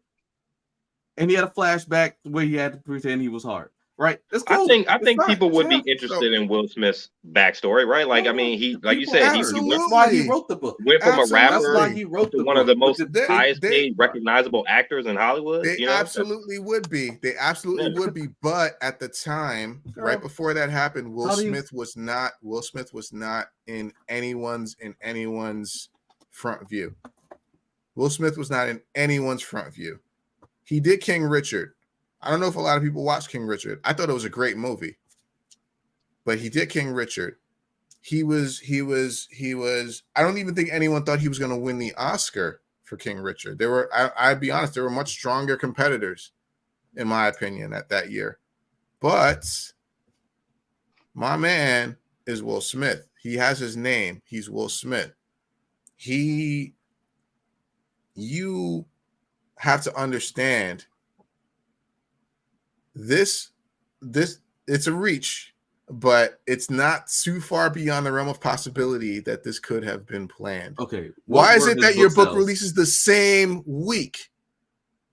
Maybe it was already planned to release it that week after the awards. Sure.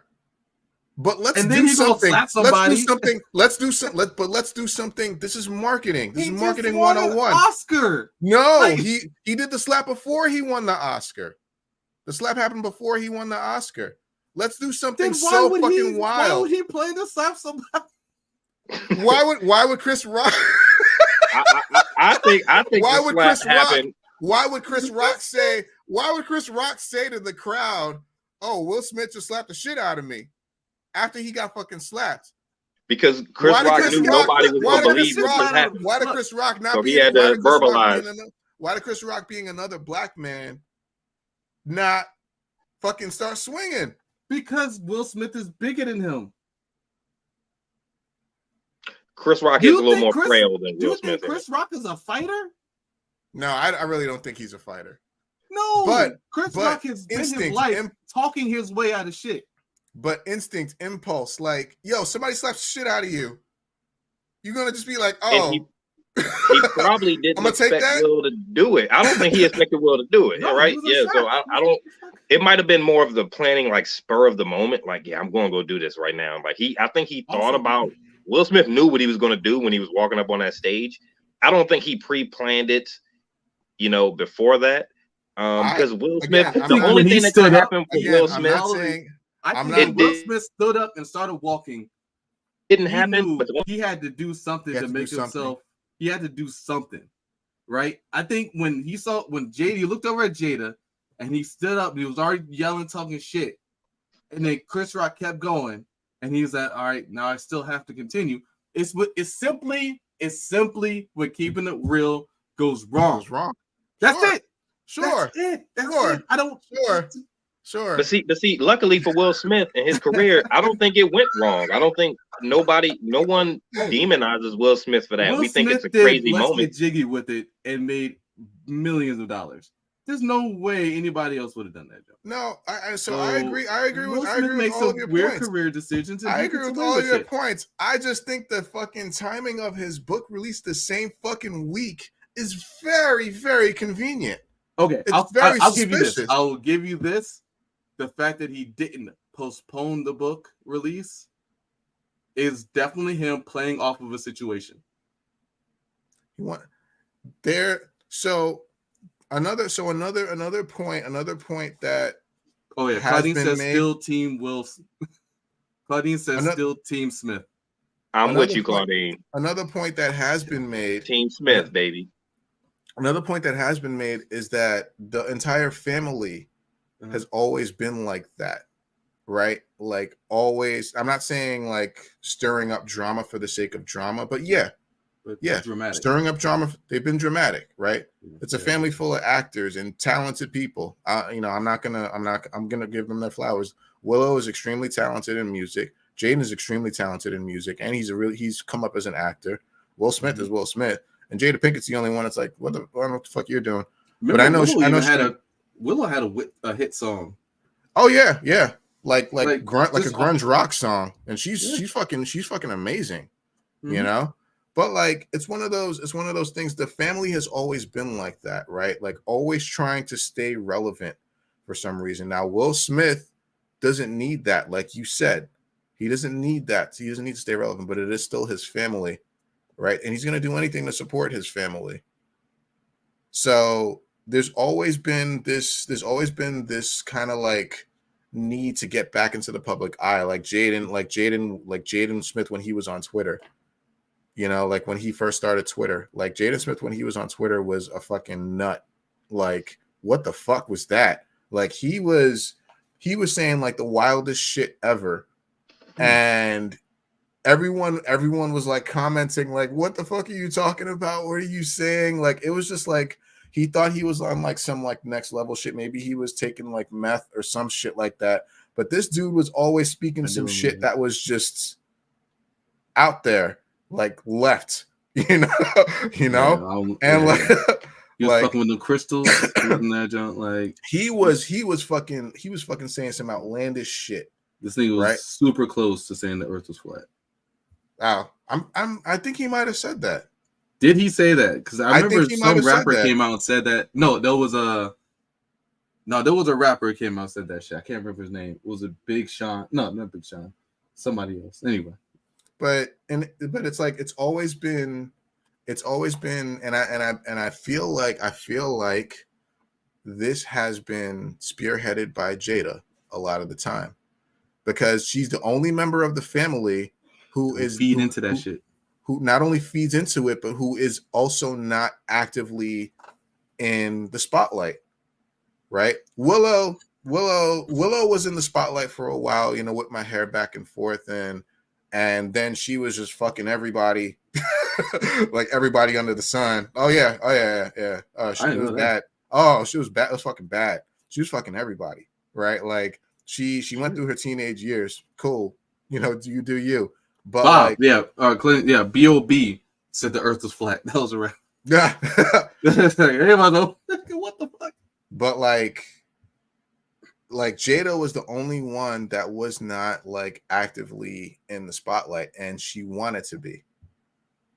So then, like, you have all of these rumors. You're on mute, T. But then all of these rumors that started to happen, where it's like, you know, the open marriage stuff. Oh, Will Smith is bisexual. He's having a relationship with Mark Anthony, I should say. I don't know these. They you hear that all the time. You don't know. Really? There was another one. There was another one. What the fuck? I did hear Will Smith is gay. Him and Jada have been swingers for years. Swingers, that's the one. Thank you. Okay, swingers. Yeah, that's the one. Thank you. But like the swinging, Will Smith being gay, his relationship with Mark Anthony, because you always saw them at basketball games and shit like that. And like, I feel like a lot of this, like, you know, the open marriage shit too, I feel like a lot of this was Jada, not her starting it, but her feeding it, capitalizing the lion off of the situation, yeah, like feeding the lion, you know, like just like feeding the lion, making it fatter, making it more noticeable, putting it out there, you know, because can I ask? Sure, good. What do you guys? How much credence do y'all give to Will Smith is gay? I would totally buy it. He looks like he could be. I would be. I mean, if he is, that's his business, right? He looks like he could be. I wouldn't be surprised if it wouldn't. I don't really care either. It doesn't really surprise me. I think if he was that, I think, dude. All right, you want to talk about the disdain and the outburst and the and Will Smith's toxic like reactions related to Jada, right? and particularly that outburst with attacking Chris Rock, right? I think that could be coping, right? Like that Sure, could yeah. be what's the word I'm looking for? Like reestablishing his masculinity. If Will Smith is gay and he has an issue with the fact that he's gay or bi, whatever, that he has an interest in men at all, like we don't give a fuck, right? But if he has that internalized like conflict, that would, to me, cause an overreaction. Yes, that would cause an overreaction. Definitely, that can result in him attacking, slapping the shit out of somebody in front of millions of people. yeah. I think, and also him, like whenever Jada's talking about, you know, him not being enough for her and all that stuff, and I love Tupac, yada yada yada shit, and then he's sitting there taking it. Part of it's because he has confided in her. And in a way, she may hold. I agree with that too. Maybe not even saying it, but him understanding that she knows his.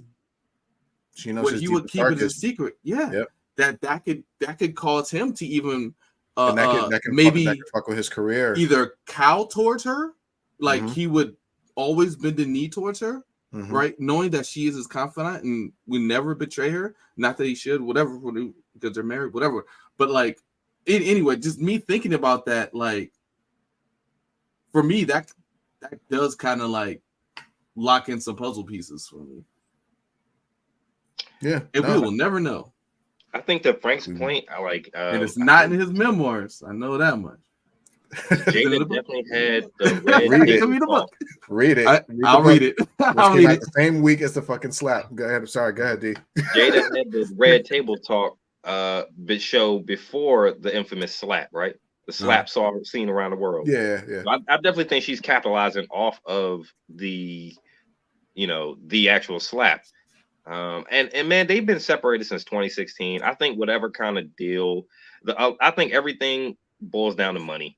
And there's no prenup, right? So we already said that, and I think that everything just boils down to money, man. It's cheaper to keep her on Will Smith's part, you know.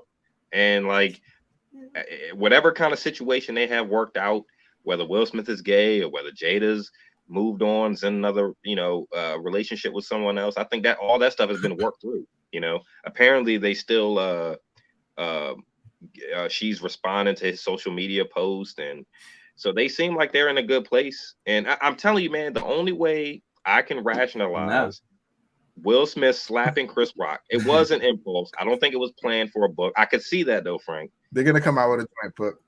I think the only way you can rationalize it is Will Smith. Will Smith and Chris Rock had a previous relationship, and Will told Chris Rock, "I'm gonna do this. Like, don't because why else would you?" The only thing that can happen. The only thing that can happen to Will Smith is that it can negatively affect his career. So I'm telling you, man, I think it was impulse, but I think it came from something behind the scenes that we couldn't see between Chris Rock and Will Smith. Again, like, thank you guys for entertaining the theory. Like I said, it's a theory, and I admit it is a bit of a reach, but I will say, to me, it doesn't seem like. It just seems like the action and it seemed very not calculated, but it seemed very, for lack of a better term, choreographed, in my opinion. So again, my whole theory is just strictly based off of the timing of that fucking book release, because something like that, I shit you not, I fucking downloaded that audio book second it fucking came out. I fucking did. Like the day it came out, I was like, this is too fucking good. Like, you serious? I think it was just a few days after it happened, and I'm like, yo, what? So excuse me. So like, I will say I think something that we all know is that Will Smith as a black man that has been emasculated publicly, has been humiliated publicly by his wife in a myriad of ways. Despite what they might have been going through at that point in time, I feel like the slap was definitely an overreaction to something that, yeah, Chris Rock, yeah, you never disrespect another man's wife. You don't do it, right? You just don't do it. It was a joke. It was lighthearted, but he took it as disrespect, and it was an overreaction, and there's definitely, like you said, something else going on. There was something else going on, something internally that he needs to see somebody to work out. And that joke was super corny and tasteless. Let's just say that again. You know, that joke sucked. It didn't even need to be said. It didn't land. No, it didn't land. But then nobody even remembered like if the joke was successful or not, because then Will Smith got up. You can stop thinking Chris Rock was funny for a while.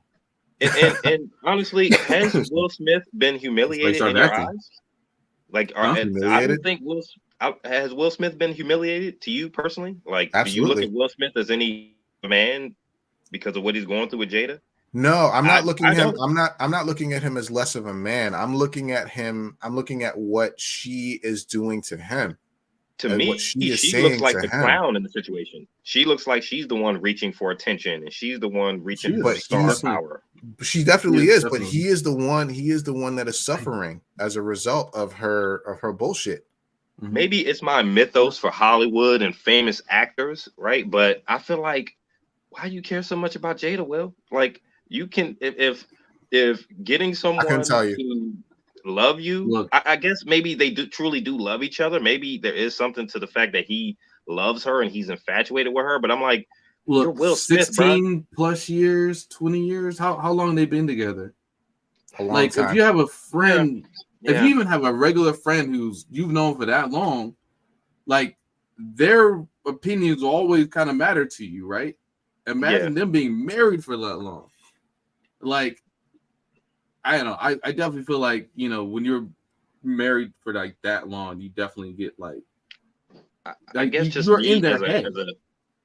I guess just me as a commoner, like I wouldn't see like Will Smith, man. You can do better than Jada, bro. You can find somebody who truly loves you, man. Like, I don't absolutely think can do better, and he absolutely can do better. And rumors with open marriage, maybe he has. Yeah, maybe. Who? We got all this drama. Who Will been messing with? Who we seen Will with recently? Hopefully, it's not an actor. Hopefully, it's a comedy. Hopefully, other than Mark Anthony. No, well, maybe it is Mark Anthony. Maybe it is him. Maybe it is. But at the same time, it matters. It doesn't matter. It doesn't matter. Like the point is, the main point is, I don't look at him as less of a man. Yeah, because it's not about being a man.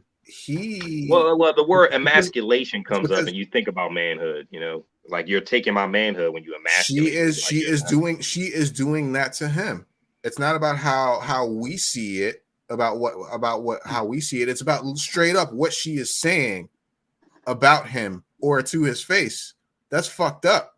I mean, even like, there's no even fucking just saying way. That shit is embarrassing, but like, yeah, emasculating is when she says, you know, we've been together all this time, but like you've never been like my true love. Like that takes like I've been in an entanglement. I've been in an entanglement with my son, with our son's best friend. Woo! Like that is on a to level. His fucking face. That's beyond. That's beyond disrespect. That's beyond disrespect or embarrassment. That's emasculation. They might have already had that conversation behind closed doors, you know, amongst themselves. That might not even been new information. Sure. It doesn't mean that it didn't happen. Maybe. But in my eyes, to me personally, she's the clown in this situation. I don't think Will Smith is taking any emasculation hit. I don't think he's emasculated at all. Like to me, he looks like I think he looks like the camera in this whole thing. Told him that my man is crying on camera. Like you saw. Well, he's an actor. He is an actor. We said you that thought he already. was pretending? He's an actor. And look how he cried. Look how he cried after he Chris Rock when he accepted that award. Right. So he can cry on cue. You know what I mean? And he can cry on cue. That's I actually one think of the things that he mentions in his book. a lot of acting came into his crying as well. Because if this is not new information, why are you crying with the cameras rolling when you already knew this? You know what I mean? You already knew she had a tangle in all this, you know. Despite, and I'm sure Will Smith has his entanglements. You know what I mean? Like he's not innocent in this. Despite whether he knew or he didn't know, the act of what she's saying and doing is the thing that is in the wrong here. Is the thing that's called into question of, is it emasculation? Yes, absolutely, 100%. It is for him. For him, it is absolutely 100%. Yeah, because he would have to be the one to define that, right, for himself, right? Yeah. I feel like he. I mean, you can look at her as a clown. Yeah, she's definitely looking stupid here, and nobody's on her side. Not a lot of people are on her side, but like, this is something that you don't do, and you definitely don't do it in public. You don't do it so that millions of people or hundreds of thousands of people, I don't know who's really, well, I bet you after the slap, that fucking video got the views went way up. Oh yeah, right, because people were trying to find out all this information, but it's something that you just don't do. Claudine says Jada's a groomer. Whoa. Then she says, is she that much older than him? I have no idea. She also says, but at the end of the day, she can say whatever she wants. Most of us are still behind Will. So yeah, nobody. Will I don't think anybody cares. I didn't say I wasn't. But at the same time, it's like what she's saying is fucked. Oh yeah, and like also most of this week, everybody was focusing on his reaction. You know, his remember his video response or his what was it? Twitter response was like, you know, unbothered. Yeah. And then everybody was focusing on him over her memoir. He also said something about what is it? He said something about their marriage. He called their marriage like sloppy or some shit like that. Yeah, I saw. Yeah, it was like brutal and beautiful or something. Yeah. But it's whatever the fuck that means. I don't know. Sounds like a tiger. Brutal yet beautiful. Get this shit up all your ass. I think they both have a level of crazy, you know, just being that Hollywood celebrity. And I think that, you know, this whole situation, the table talk, whether she emasculated him or not, the slap seen around the world, that slap will forever live in the culture, bro. Yeah, I think he won an Oscar later that night. That shit will forever be an asterisk. I think all of that. Remember that Oscars Will Smith won after he slapped the shit out of Chris Rock? Oh, I remember the slap. I don't really remember the Oscar. Right. I'm telling you. But I think all of that has built their brand. I think their brand, the Jada Pinkett Will Smith brand, is stronger today than her brand. Her brand. I think even Will Smith needs this shit because we feel sympathy for Will. We feel like we're on Will's side. We feel like Will can't do any wrong. Will was justified in that slap. Some people thought he went over the top and overboard. I don't think he was justified. But some people think that he was justified. Right? Some people do, but I don't. It was an overreaction, but keep us out of your mouth, man. Don't say anything about us, man. You didn't have to say that. The genesis of that whole slap, came from Chris Rock. He started it. Okay, yeah, I was laughing. I was laughing and all that with the cameras, but you said the joke. You can't be mad at someone for reacting to something that you did. You did it. Yes, you can. So you did absolutely can. Yes, you can. Okay. That is abusive rhetoric. If I go out there and I talk, choke the shit out of. If I go out there and talk to a dude on the street and the dude punch me in the face, can I be mad at the dude for punching me in the face? I was talking shit to him. If I talk smack to Juice, smack to Juice and Juice slap me, can I be mad at Juice for slapping me?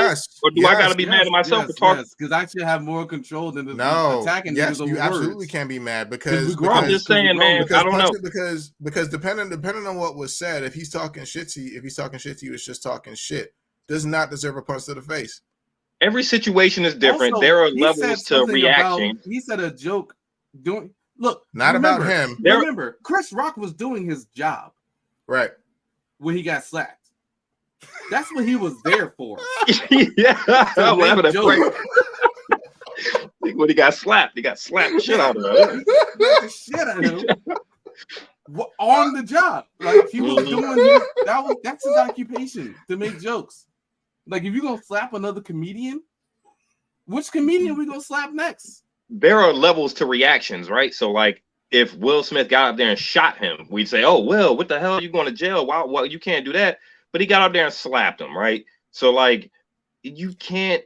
He would have never slapped you if you didn't say that. If you never made that joke, I would have never slapped you, bruh. So this easily could have been avoided. This easily could have been avoided. Yeah, right. Like Will Smith's initial reaction, like he was like, right, yeah, that's funny. And then he looks at JD, he's like, oh, that wasn't so funny. Here's the thing. You know, at stand-up, when you have somebody at a stand-up show, you go to a stand-up show, right? And the comedian's up there, he's doing the set, right? And somebody comes in late, right?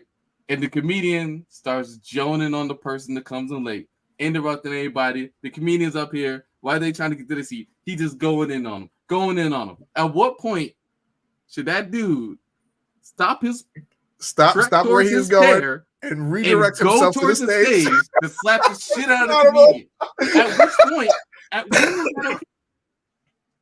Now I'm sure there are instances where that has happened, right? But that's also not in Hollywood. No. Oh, I'm sure there are. I'm sure there are people. It did happen. I'm sure there are people who've done comedy shows who've gotten threatened by people in the crowd.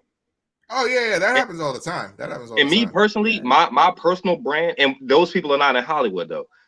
Personal brand of comedy, I never find it funny when comedians joan on people in the crowd. You know, that's one of my problems with I think the comedian is the asshole for doing that. I agree. I always feel like the comedian is the a-hole for doing that. I don't like that. It's not funny. I agree halfway with that. I think if the audience member starts you can't shoot the comedian. If they heckle the comedian and then the comedian goes in on them after that, I think that's fine. I think that's perfectly okay. Okay. Yeah. If the audience member starts it, then the comedian should finish the job. Right. But like, yeah, if it's just like for no reason. Although I did see some funny shit the other day. The comedian do his job, which is talk shit. Although I did see some funny shit the other day with a comedian who was who basically just like straight up lifted this dude out of the friend zone and like had him go talk to these other girls that were at the same show. It was crazy. But yeah, it's funny. It's funny as fuck. But yeah. Man, that's crazy. I do think their brand is stronger today, though. I think they are more relevant. I think they're on people's minds, and we're sitting there talking about it. They have been since then. I think Jada. It's been over a year since that shit happened. Mm-hmm.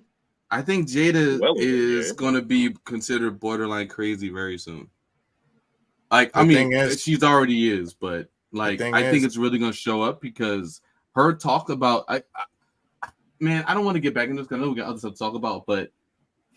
Y'all heard about the whole rebuttal about Jada and Tupac being in Rikers when he proposed to her? Yeah. Essentially being like completely. Well, it sounds like, according to what that one kind of research person said, a person who I don't know, somebody on TikTok, I think, I don't know. Anyway, somebody went and some fan did their digging and due diligence and was like, "Look, man. There's no way that shit happened. If fucking time moves off, she wasn't in New York. None of that shit was happening. Like that did not happen. It could not have happened.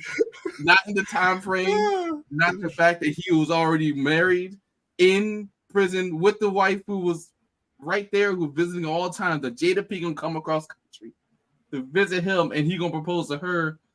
It's just like I wish I could find the video, but I didn't pull it up. But like all of that stuff is just like, okay, Jada, which dream were you in when this happened? And how is it so vivid in your mind that you're gonna make this all of our problem? Delusions.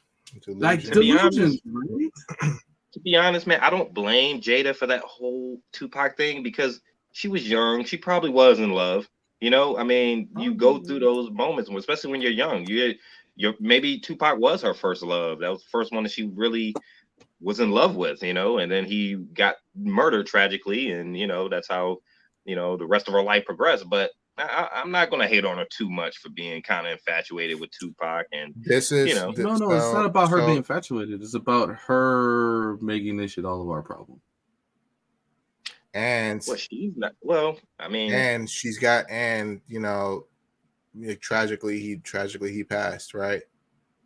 She has someone who is who's the doting husband, who is there for her, who's making all this money, who's taking care of her, who made a family with her, who has given her everything. And she can, of course, that's her first love. She can keep that, right? She can always hold a special place in her heart for Tupac.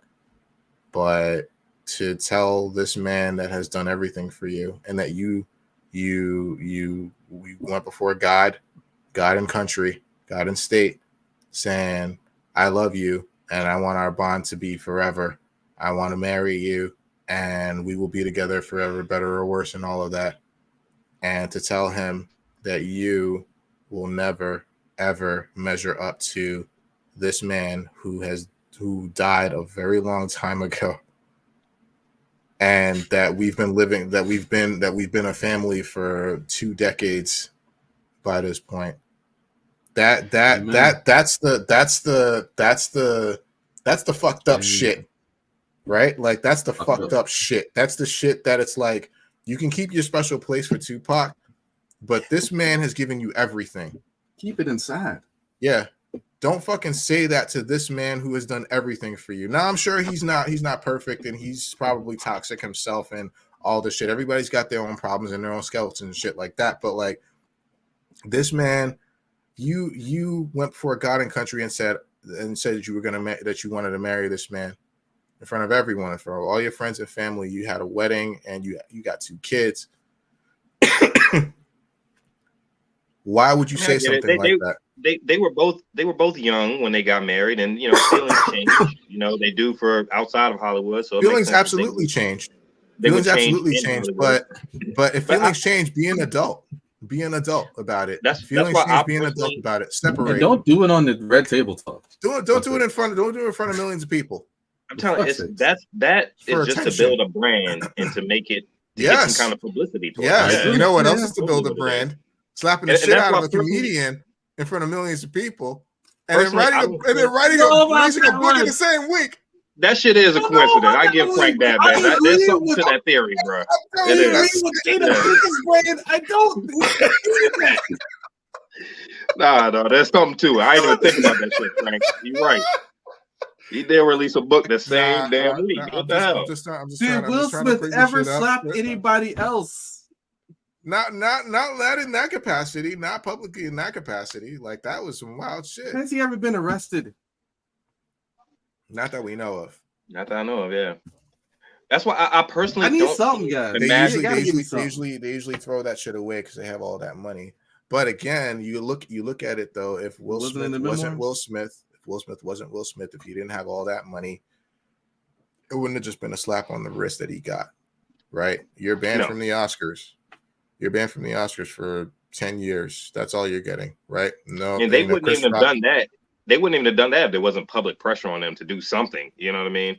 Like all this assault, he assaulted them, and I don't think they would have even suspended Will Smith from the Oscars. Like the initial reaction, they didn't escort him out the night of. They stood there and cried. He stayed right there. He stayed right there, sat in the seat, and got his Oscar later that night. Like Chris Rock had to leave. You gotta leave after you get slapped the shit out of in front of millions of people, bro. You gotta go. Or you gotta get to the back. They're gonna keep showing the camera on you. They're gonna zoom in on your cheek. Or you gotta escalate.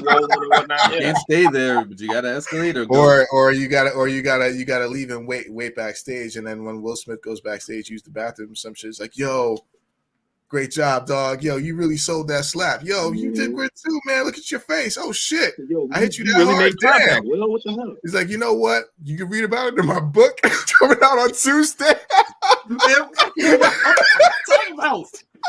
y'all talking about, man? This is the most conspiratorial shit I've ever heard in my life. That shit is black That is a back room, field room. That shit is goddamn. They playing 9/11 type level shit, man. Yo, no, what? No. They I mean, playing come on, 9/11. come on, dog. Like, Will Smith come on, dog. No. They did it I'm together. telling you, they were in it together. And Osama bin Laden was working for Bush. Yo, nah, like Will Smith went backstage, he's like, yo, you good? He's like, haha, all right, I got you.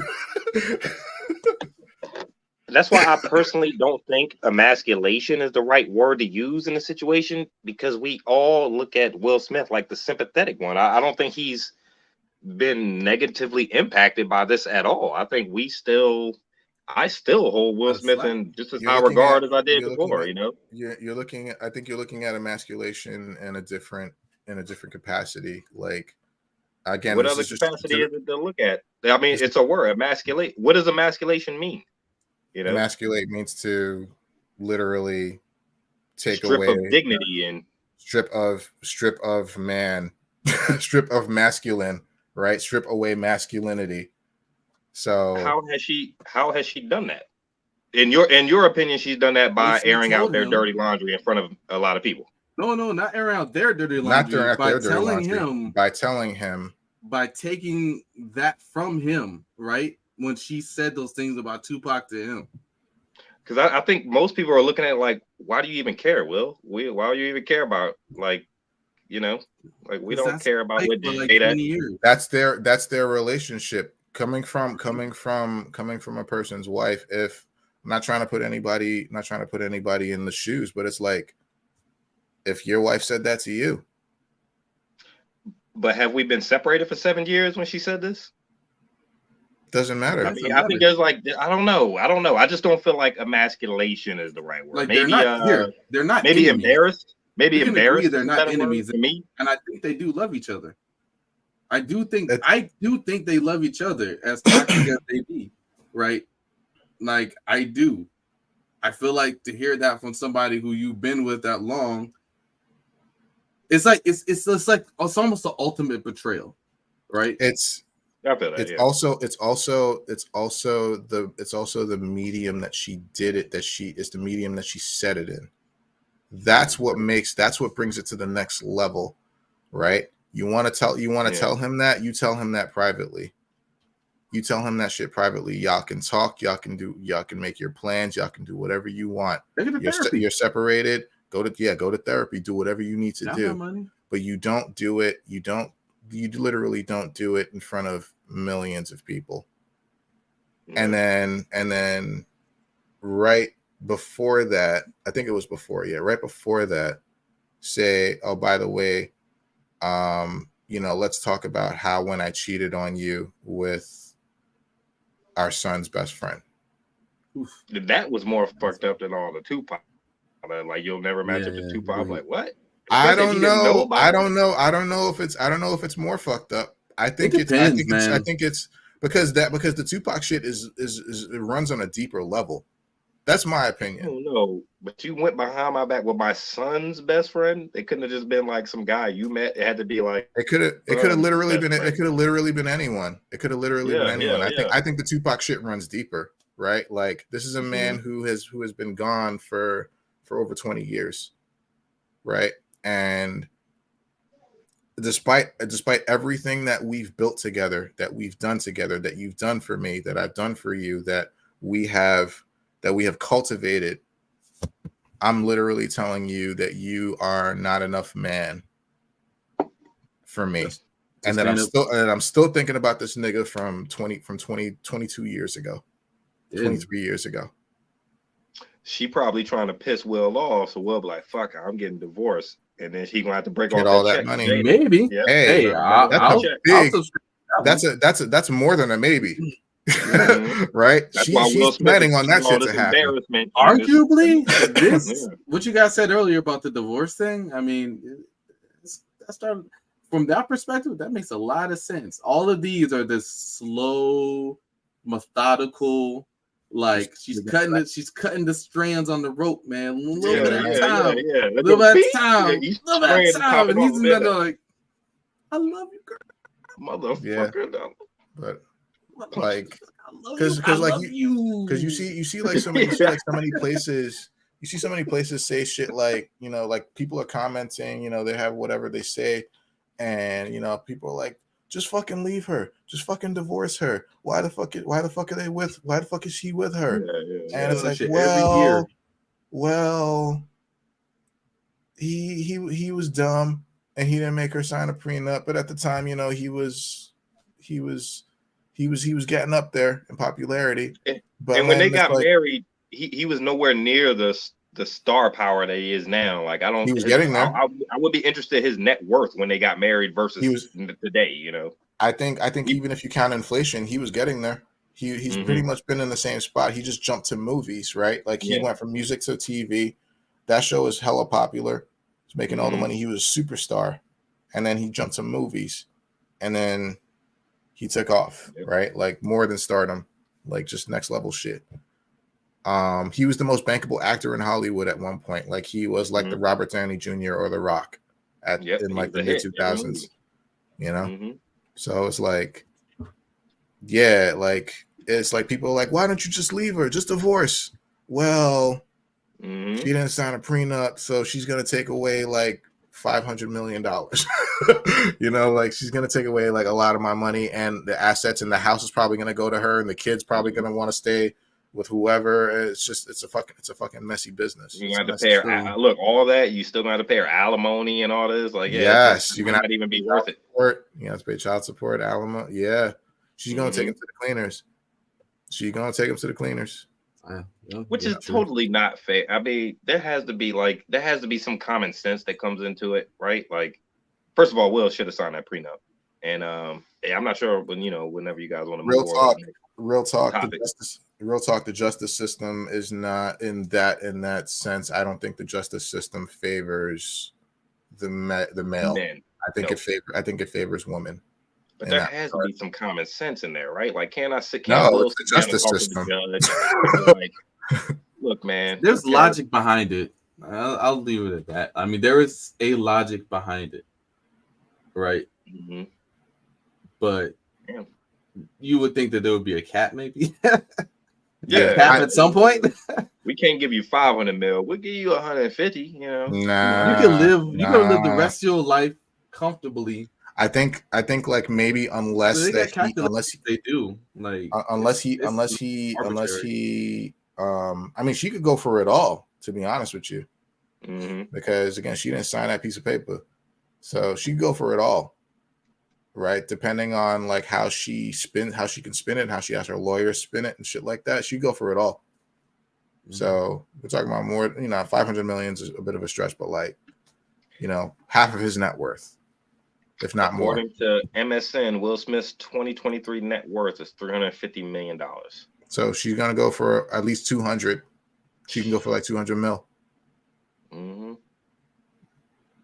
That's weird. I would have thought he'd have been worth more. Maybe that's why they're trying to build up the Red Table Talk brand. What was it? Can you check? I think so. Can you check what his net worth was in, like, let's say 2004? It might have been more then, because that's when he was extremely bankable. Now it's kind of like, he's kind of chilling right now. 28 million in 2004. Okay, so it was moneymade.com. Damn, that's wild. That's wild to me, because he came out with like iRobot and like I Am Legend in that time. So he got paid $2 million for Bad Boys, the first Bad Boys. And then for his latest movie, King Richard, got paid $60 million. So it's like his crazy. He probably wasn't even thinking about a prenup back then. He was like, we don't need no prenup, And then his net worth started to shoot up. He's like, well, shit. Well, I mean, there is such a thing as a post-nup, I think, but she ain't gonna sign that. Hell, why would she? Exactly. Hell no. Exactly. I don't know, Matt. Look, is there a case to be made that she's like acting reckless, like all this shit going down in public? That has to be psychologically evaluated by a professional. Yeah. In order for that to happen. And she can object to it, which wouldn't really look good for her, but she has the right. Nope. What will they find? Yeah. Shit, Come I on think his down. name is The price William is right. Smith. It's Willard. It's It's crazy. Willard. Yeah. You know what though? I still love the Will. rat guy. That slap. The best moment to come from all of this drama between Will Smith and Jada is the slap. That's the best piece of content to come out of all this, man. If it Exactly. wasn't for the slap, I wouldn't be paying attention to any of it. I'd be like, okay, well, we knew Exactly. Will Smith and Jada were swingers, Yeah. or Will was gay and he was crazy. We already knew that, but I still love Will, man, and I hope he gets back on his feet, man. Hey, it's cheaper to keep it, Will. I'm with you. And I just like to say that you're absolutely right. You know what I'm gonna say. Whatever, man. Look, whatever, dude. Yo, You look. know what I'm gonna say. You're absolutely right. The best thing. Need more. They have been in more in the public eye in the past year or so than they ever have been together. I'm telling you, man. I'm with together you. as a relationship. His book did release. Yo, check out my book. Check out my book. Yo, check out my book. You can break it down and see how it all came to be. It would have been crazy if like he would have plugged the book at the end of accepting the award, like after the slap. Oh, he didn't need to. Yo, my book's coming out later on this week. He didn't need to. Slap Chris Rock. It was like he didn't need to. That slap was a message. Buy my book, yo. Yeah.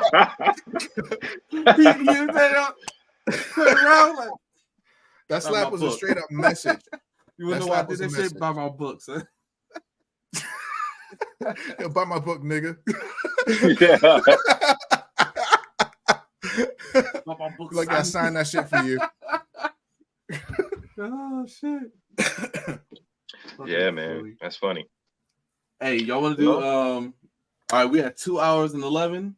Okay. Y'all want to do the Am I the Asshole or I'm Sure. curious. I'm curious. It's up to Good way to y'all. wrap it up.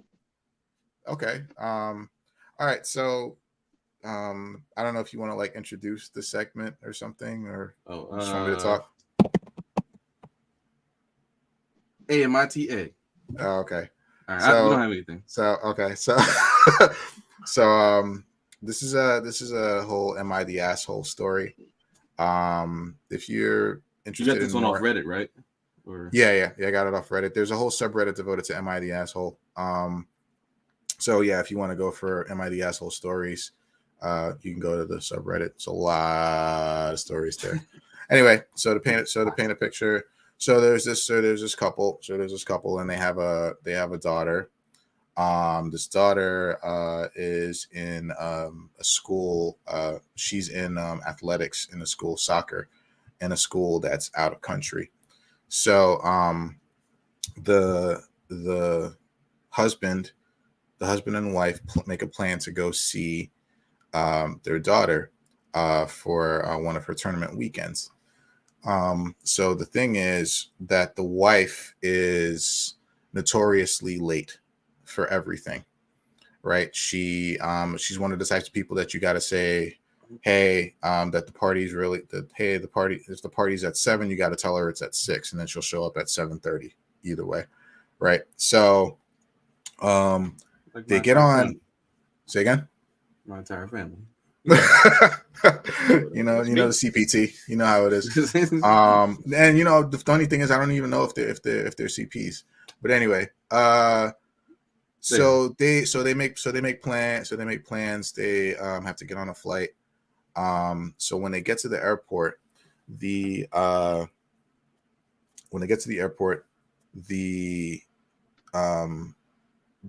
flight is, let's say, at like 10:15, right? So they get to the airport, they get there on time, they have enough time. The wife then says, I want to go get Starbucks at the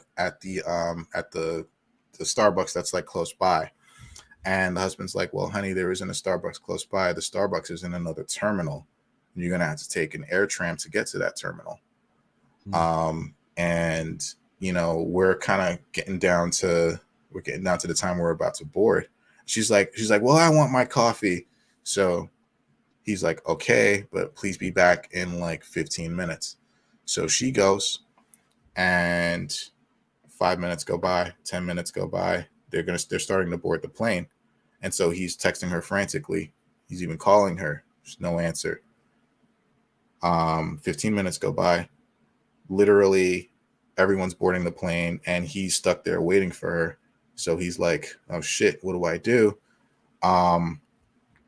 The people tell him, "Sir, you have to board this plane. We have to close the door." And he's like, "Wait, just please wait a few minutes. My wife is still getting coffee. She'll be here." And they're like, "Sir, we'll give you like one more minute." So they give him the minute. She still doesn't show up. She still is not answering the texts or calls. So he's like, "Fuck, okay, maybe she'll come." So he gets on the plane, and they close the door. His wife then calls him when he's seated on the plane. His bag is already in the bin. His wife then calls him. She's like, "Where are you?" And he's like, "I've been calling you and texting you. What the fuck? Like, get on the plane." And she's like, "They're not letting me on the plane." And then he's like, "Oh shit, what do I do?" And she's like, "You have to get off the plane and we have to take another flight." And he's like, "I can't do that. The doors are closed." So the plane takes off without her. Mhm. And he gets to the location where his daughter shit is at, and his wife has to take another plane. His wife has to take another plane at another time. She gets to the place late, and she's extremely pissed at him. Mm-hmm. Now, that's pretty much the story. Who is the asshole here?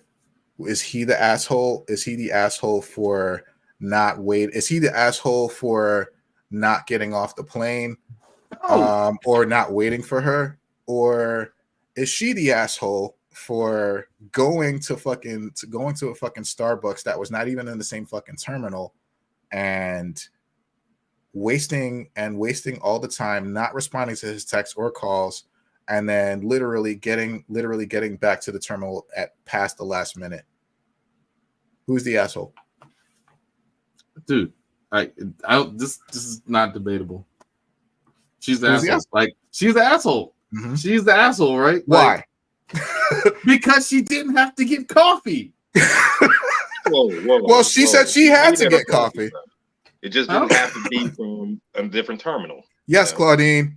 Yes, I agree. He is the asshole. It's not debatable. I thought this would be a hard one for now again. No, it's not. All right, it's not D, meant D, to be. D, It's not. what do you think? All right, D. I already said my D. What do you think? What do you think? Who's the asshole?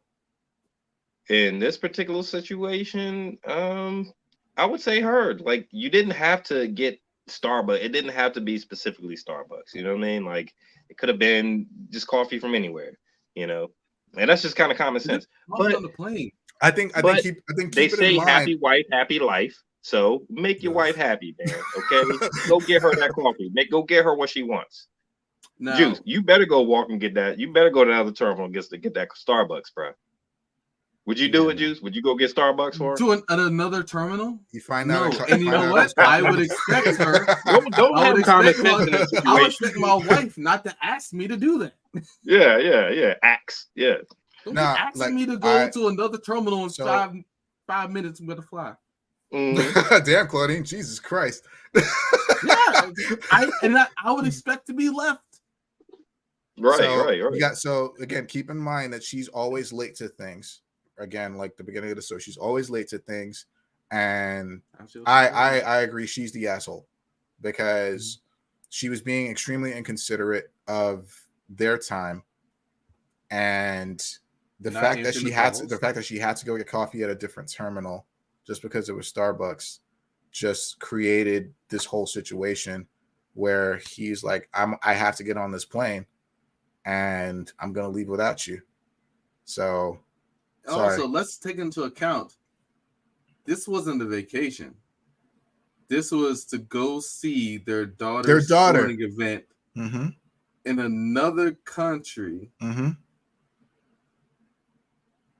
I'm assuming for them to go was a big deal to begin with. Right. And I this ain't about you, lady. I'm sorry. I forgot to mention it's his daughter, not hers. That's her. That was her stepdaughter. Oh no. It was one of those things that people were saying like, well, they were trying to get into the dynamics of the relationship. It's like, well, is her, do her and the daughter get along? Does she harbor some resentment towards her because of like your relationship and what have you? Because you would definitely want to, with that little bit of information, you would want to wonder, oh, this seems almost toxic. And also, it's your wife. You can't leave her. You know what I mean? Like, where are we? Like, you know, you can't. They were leaving. They were going home, or they were leaving from home. You also, can't. She grown. Yeah, she's an adult. Mm-hmm. Like, that's straight up. She's an adult. She's a fucking adult. Like, what the fuck are you still doing, being late to shit all the time? And then you know what time the fucking flight is. So, okay, you go get your coffee, but why are you not answering my texts or calls this entire time? Yeah, what were you doing? There was nothing that important. Where you going? The line in Starbucks. Were you literally seeing your phone? You literally watching your phone blow up, and you're not doing shit about it. Oh, okay. I see how this is. So, bye. Yeah, like all those factors, and then now adding the point that was a stepdaughter, that was her stepdaughter, his actual daughter, like makes me almost like I would be like feeling some kind of way about that. Definitely, like, okay, oh yeah, absolutely. This almost seems intentional now. You're not going to answer the phone. You're going to make this decision at the last second. We go all this way. I don't like. We're literally at the fucking gate. Yeah, we're here. Like, no, either go home or catch the next flight. You know what I'm saying? But yeah. And the thing is, like, he was saying, I got insurance on the ticket.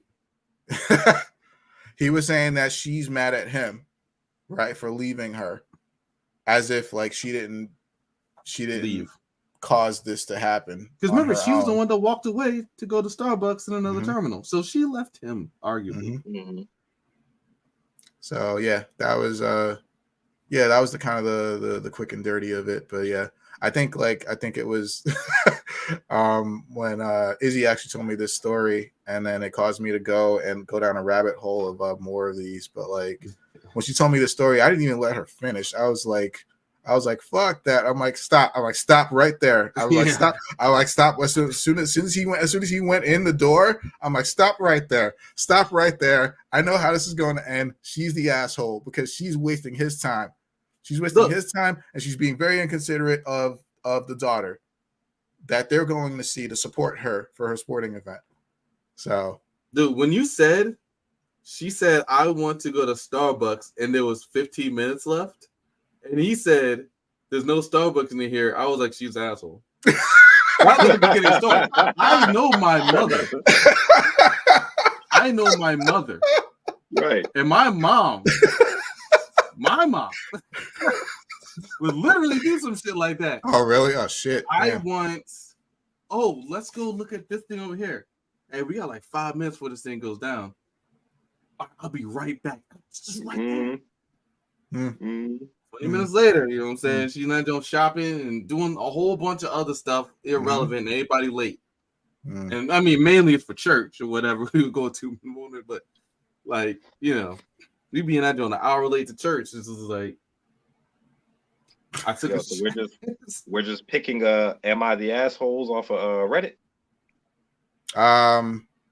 Well, I mean, that was just the one that I got off of the top of my head. I was just intending to share one. I do have another one, but I'm not really clear on the details. But yeah, I don't know if you guys have you guys just want to move on to the next thing or. Yeah. Well, I got one. You know. Oh, okay. On the Reddit subreddit, I guess, and it kind of ties in, right? Because I guess the lady is working at a coffee. She's working at a coffee shop. Mm-hmm. So, am I the asshole for not wanting to clean up someone else's child's urine? Damn, that's crazy. So, depends on the situation. I guess she works in a cafe without giving it the long version. Like Claudine just said, my mom was late to our wedding. So, for real? Oh shit. Was she? Yeah. Yes. I can't remember. That day was crazy. I mean, that she was there. Wedding, man. It was supposed to be there a long time beforehand. Well, I mean that day was raining so fucking bad. Like it was raining so bad. Like, yo, we almost turned around. Like it was that bad, dude. Like, but I'm like, nah, We're not gonna do it. It was like a torrential downpour. Yo, like it was so bad. Was. Like it was so fucking bad. It was raining sideways out there. I remember. Mm-hmm. Where's your mom and them? I think they were right because they barely got there to take the pictures. Yeah, I remember them showing up when y'all was taking all the pictures at the front. I can't remember. Shit. Oh wait, yeah, I do remember them walking in after the. Was it after the ceremony? No, it wasn't after the ceremony. Yeah. No, it was before that. But okay, they were supposed to be there earlier so we could take the pictures, do all that other stuff beforehand. Okay. All right. Bobby, go ahead. What was it? Yeah, so yeah, I guess basically the lady's working at a coffee shop. She says, my son has had an accident. It's just a little puddle on the floor. She said before the lady could finish, she responded with, there's a blue roll of paper towels and antibacterial spray behind you. The lady looked at her and said, do you want me to clean it up? So the barista said, yes, please. She says the lady got mad, stormed off, grabbed the roll of paper towels, hurriedly cleaned it up and stormed off, right? So I guess who's the asshole? Is she the asshole for not wanting to clean up someone else's child's urine? This is one that only retail workers would understand, man, because like, yeah, you have accidents, right? You know, that happens, but common human decency, shouldn't you clean up your own child? Like if you were in the store with your kid absolutely, and they dropped something, like you would clean it up, right? Like clean it up. Yeah, a lot of these seem like common sense. Case. No. There are so a lot of them do, but there are some that are just kind of like, whoa. You're like, you know. But then so that one, like, I feel like you as a parent, when you go up, like, if that happened to me, my kid made a mess, I would be like, hey, do you have something I can clean this up with? That would have been my question, not like, oh, just so you know, my kid pissed over there. Yeah. Like, just so you know. So we're gonna go. So have fun with that. Hey, make sure nobody slips in that. Okay. Hey, how much is this? You have this in a large? like you would just offer, like, I gotta clean this job. You have anything I can use to clean this up? But real talk, it is definitely something only a person works in retail. Because I remember working at Marshall's back in the day, and bro, my managers came to me. I'm working in home goods. I'm folding towels in this bit, right? I'm folding towels and putting away lamps. One of us came to me and was like, look, we need you to clean the bathroom. And I'm like, that is not what I do. Somebody had nuked the bathroom with their ass. Yeah. And there was shit everywhere. What? And they came to me at the end of the day, almost about to clock out. It was like, look, we need you to clean this up. And I'm like, what the fuck don't you clean up? They will try to pressure me, bro. They was like, yo, you have to do it. Like, you're the only one here. And I'm literally talking to them, like, there, right? Yeah. Like, talking about, like, look, this is part of your job description. Like, what the fuck is that?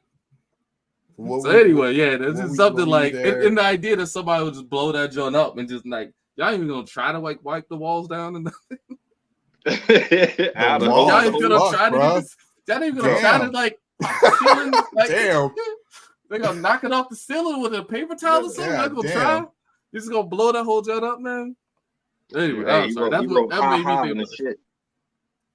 That was crazy. Hey, there are some funny ones on here, I guess. Though, am I the asshole for telling my sister-in-law who's obese that I'm afraid to be obese? Yeah, that's kind of an asshole move, though. You don't tell somebody who's fat already that you're scared to be fat. Man. Read the story. That's an asshole. Come on, read the story. Can't do that. You don't know. Read the story. You gotta know. You gotta know better. That's not an asshole thing to do. I mean, well, if they're already struggling with obesity, you can't tell them that I'm scared to be obese. That's, you would be like, I'm glad I'm not you. You don't want to say that. Yeah. Well, that's kind of what you're saying, though. You know, well, not so directly. Like, maybe it comes up with like, anyway, so read the story. Is it short? A lot of these jokes are like full posts, man. I don't know. Usually they are. Let me see. Am I the asshole for telling my daughter's boyfriend to stop groping her? Damn. So I guess the mom told the daughter's boyfriend to stop groping her. I guess that depends on how old the daughter is. I mean, she grown. She's 26, and the boyfriend walks by and slaps her on the butt. Like, you kind of would think you wouldn't do that in front of her mama. You know, that's just common sense. But I don't know. I totally misunderstood. I thought you were saying that, like, I thought you were saying the other way around. I completely misunderstood. Like, this is why we need to read the story, right? Yeah. Like, this is why we need to get the detail, because like I thought he was groping the mom. That's what I thought. Yeah. That's what it sounded like. My daughter's boyfriend to stop groping her. Yeah. Yes, you are the asshole. Let him grope you. What's wrong with you? It's like any good mother-in-law. Yeah, man, we got to read through some of these though. Oh yeah. Yeah, they're just, I don't know. I love Reddit though. I do love Reddit. Reddit is I'd rather go to Reddit for news, or just Reddit is not even really like, it's just interest based more so than I think like Facebook or Instagram. I don't know. It's a huge source of information. Right. It's just like, you're just going there for info. Yeah, focused. Right. Specific interest. That's where I go to get cheats for them. And fellas, well, yeah, man, it's been a good comeback cast. I'll say that much, man. I know we didn't cover Ahsoka. We didn't really cover anything pop culture-y outside. I know Frank wanted to talk about Spider-Man. Outside of New York Comic-Con, yeah. I know, Frank, man, 2.5 hours away from Spider-Man, man. I know what you're dealing with, man. Yo, literally, the second we're done, you already got the PS5 in sleep mode. Like, yeah, it's right there. I'm like, we're gonna be like, all right, guys, peace, y'all. The shit don't shut off. I downloaded it. Like, man, fuck those niggas. I downloaded it this morning, but I haven't started it yet. So I should have started, man. I should have started. Yo, it's so good, man. PS5 having ass niggas, man. All right, man, that's cool. I'm gonna get one. Catch up. Yeah, man. It's really, you know what, Juice, having it for some months now is like you're not really missing anything with the 4, because a lot of games that you would want to play are available on the 4. It's just you're gonna have to get one eventually, because games like Spider-Man are only going to be on the PS5. Yeah, they're moving. Star Wars, on. Yeah, they're moving on. So like you have to get one. Yeah, man. Yeah, I got my computer for now, so I just can't get Spider-Man on that jump. But I was thinking about getting Baldur's Gate. What did you? So you played Jedi Survivor? Huh? You played Jedi Survivor? Yeah, I played it on my computer. Okay, yeah. Because I was about to say that's only on PS5. Did you like that or Fallen Order better? I think I like the first one better. I like Fallen Order a little better than Survivor. They're really different games, honestly. They are. Yeah. I think I liked all the styles on Survivor, man. Like, I like Seer. I didn't. Seer was like, I was sad when I was sad when I had her. Sorry, spoiler. All right, anyway. Always having the Black Jedi, man. Mace Windu got thrown off a skyscraper. You know what I'm saying? Seer get run through. You know what I'm saying? Damn, man. He never had no Black Jedi. And there's also Finn, but we're not going to talk about that. He got a new ass crack slice. Yeah, Finn was like such a major letdown. Don't get me started, man. Huge. Major. I don't know, man. I still have hope that they're gonna try to fix this. I feel like there's a will to try to fix it, and if there's anything that will give me hope, I will cling to that shit. I feel like Disney is so focused on Disney Plus and that platform, they're going to be hard pressed to give us anything in the movies and the theaters. But I think if they do come out with something, the next Star Wars project theatrically released needs to be away from anything that we know. I think they need to go something Old Republic or just, the Mandalorian. It's the show itself proves you can come out with stories. The Star Wars universe is so multifaceted that you can go anywhere, And did you even pick up any of the books so far, the audiobooks? Because I meant to ask you, like, since you got like Rebels down, you got Clone Wars, Any So audiobooks, man? Because I'm halfway through season 7 of Clone Wars. I've been delaying watching it though. I don't want to see Anakin turn, man. I just don't want to see it. You know, it's like what's gonna happen, but I'm like, it's I okay. just don't want to. It's see worth it. it. You know what I mean? It's worth good, it. man. So worth it. Yeah. I love Clone Wars, man. It's some of the most dramatic. 'Cause It's probably one of the most dramatic sagas in Star Ahsoka. Wars. It's about Ahsoka. So yeah, it's worth it. It's good, man. Yeah, Just the whole Clone Wars, like there are stakes in Clone Wars. Like you can die in the Clone Wars, you know. Like it's.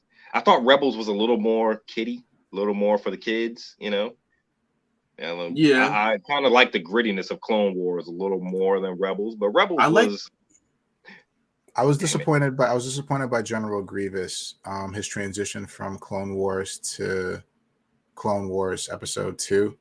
Mm-hmm. Like in Clone Wars, he was a fucking monster, like a fucking beast. You know, like fucking 6 lightsabers. Mm-hmm. You know, 6 lightsabers, like just like a threat. And how many Jedi did he kill in that series? I mean, he had to kill so many, so many. God damn. You know, and then in fucking Episode 2, like, what the fuck is this?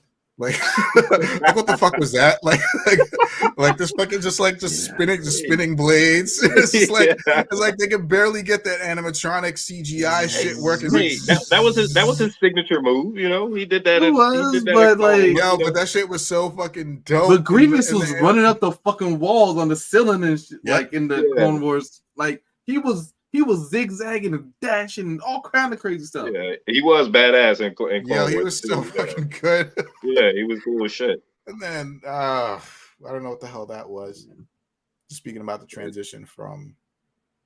All right, and look, fellas, last thing just on Star Wars, since we're on it. Does it bother you in Ahsoka, and I know Frank didn't finish it, does it bother you her facial expressions? I love the actress that plays Ahsoka, but sometimes like comparing her face versus the Clone Wars, like her face seems so relaxed, and like when she says something, she's just like, well, you know, everything is like so calm and smooth. Like I feel like she's not doing a good job. She didn't do a good job of showing emotion, like with her face through the live action. I chalked it up to just being being an older Ahsoka. Like this Ahsoka's like 45.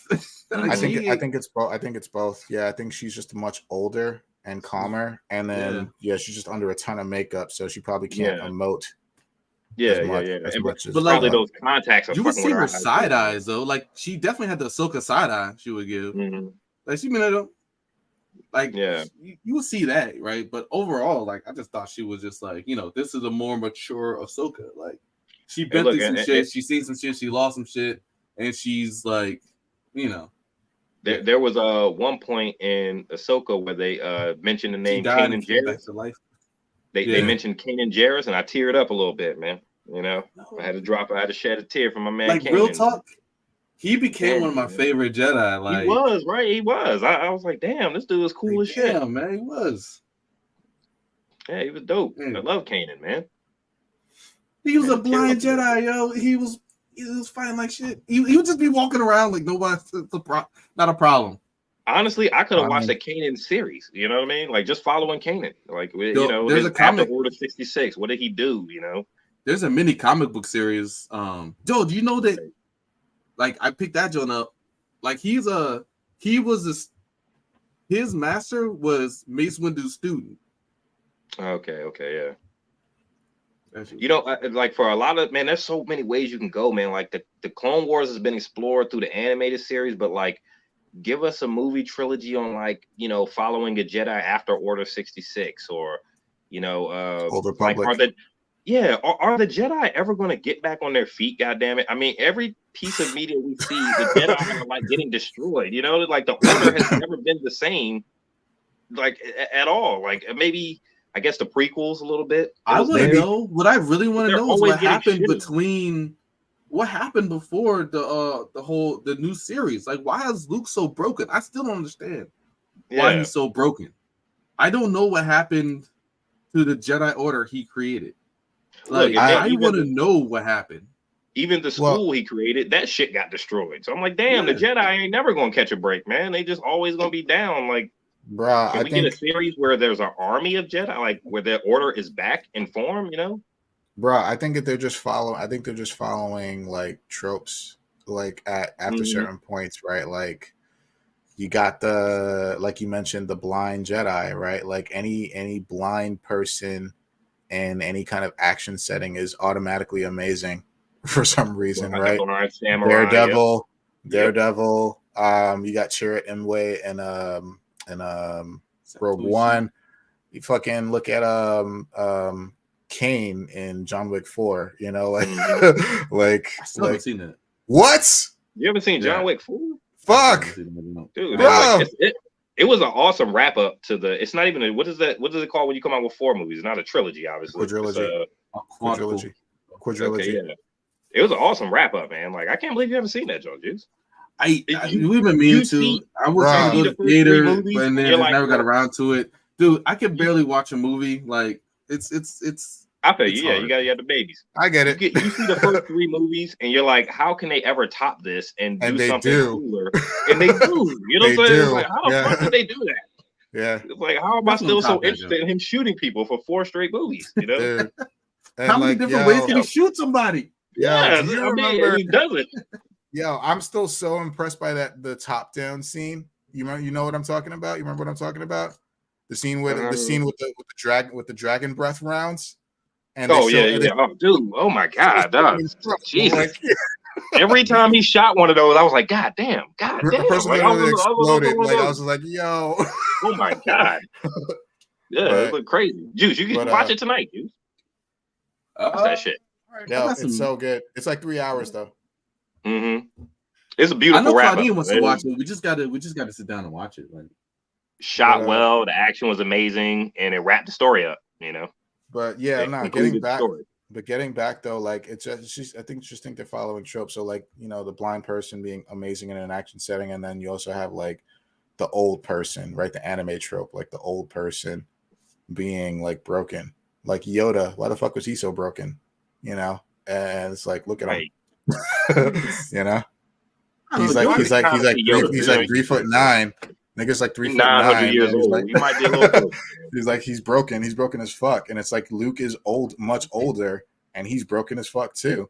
You know, able to force project himself over planets, over a galaxy and shit. That so, was like crazy. You know, like that's fucking nuts. Honestly, I was sitting there watching The Mandalorian. But that's what I want to know. Like, I want to know more about that story. Like,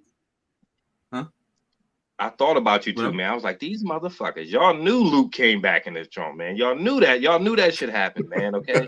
I was hating on The Last Jedi because they shit it all over him. And they redeemed his character in The Mandalorian. And I was like, these motherfuckers, y'all knew about this shit. That's what we want to see. And it's like, how did he become so broken from being so hopeful?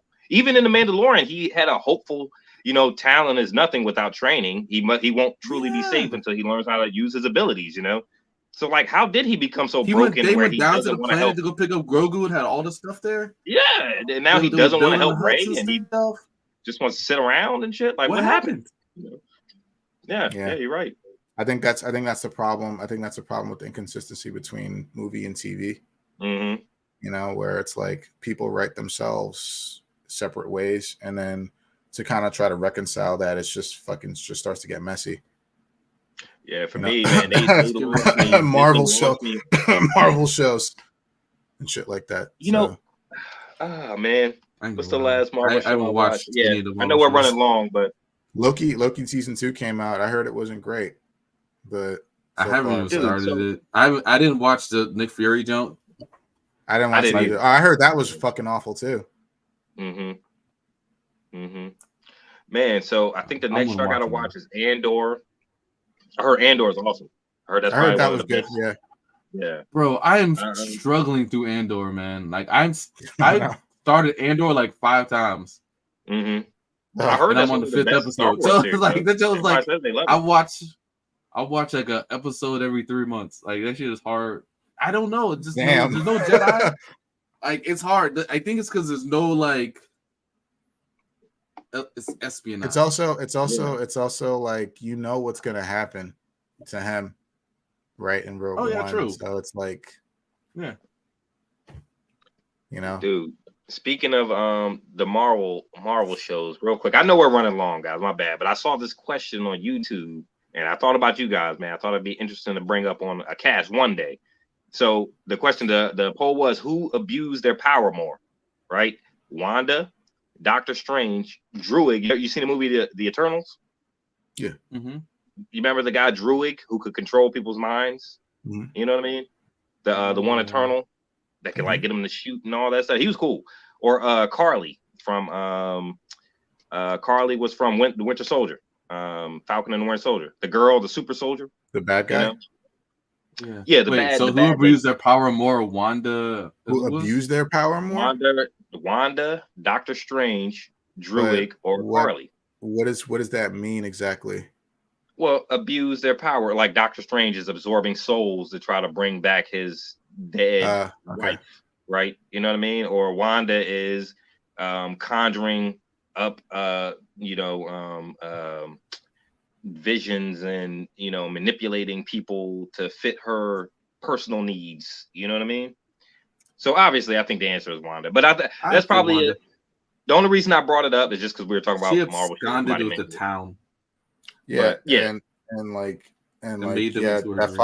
follows the House of M storyline too, where she created her own kids. WandaVision is being brainwashed. Yeah. WandaVision is easily for me the best Marvel show on Disney Plus. That's awesome. I remember I was hating on Juice about that, gentleman. Why do we need this? Why do we need this shit? No, I thought WandaVision was great. I thought it was great. When I finished Loki, it was totally a Loki thing for him to fall in love with himself. I've noticed through a lot of these Marvel shows, they tend to shoehorn in these women characters that we don't. I feel like that's where Disney kind of failed a little bit. You should have rode the wave of your star players who's the Falcon and Winter Soldier, who is Loki, Tom Hiddleston. They shouldn't have focused so much on these side characters in these shows, man. I think they would have garnered a lot more interest, especially in post Endgame, when all these shows were premiering. I don't know. That's just me, but yeah, man, it's a good cast, man. Yeah, guys. I know. We always say hey man, we're gonna stick to a strict time limit. We're not gonna go over this certain time. That shit never works, man. Working out the kinks. Working out the kinks. That's all it is. Plus, it's been a while. Yeah, man. All right, fellas. Any final thoughts, man? No. Y'all check out after I stop shit by y'all check out my book. It's gonna be releasing on Tuesday. Oh yeah, dude. I did look up something. Check out my book, y'all. According to USA Today, Will Smith's memoir gets a spike in sales post Oscar slap. Yeah. That's a USA Today article. So Frank is on to something. But how much of a spike? I think if USA Today is reporting, I'm not going to say they're like, completely reputable, but like USA Today is reporting a spike. Yo, he just slapped somebody. They reported anything Will Smith did. Anything he did, they were like, "Yo, Will Smith tied his shoe on the curb today." It's not just that he slapped somebody. It's that Will Smith slapped Chris Rock at the Oscars. Hold on, for him disrespecting his wife. Arguably, I think he could have slapped anybody and had a spike in sales, and had the same reaction as a spike in sales. If Cat Williams was hosting and he slapped Cat Williams, he would have sales on his book. It would have to be the perfect cocktail of the moment, right? So Frank might be on to something, man. It was the Oscars. It's a lot of people watching. It was Chris Rock, a celebrity, another black guy. Everything kind of mixed together well. I do agree with that. He could have slapped literally anybody. He could have slapped Jada.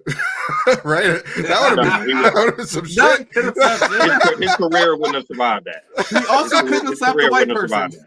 Right. Yeah. It could have been a white person. It couldn't have been a woman. He wouldn't have slapped Robert Downey Jr. like that. His career would have been over. He wouldn't have slapped a white person. No. Right. But if he'd have slapped to the point he slapped another black man that was smaller than he was. Mm-hmm. Yeah, Chris Tucker's taller than him. Damn, But slap the shit I out of still him. think he could have slapped Chris Tucker though. It's like you talking about, man. Will Smith could have smacked the shit out this thing. you got knocked the fuck out. Ha ha.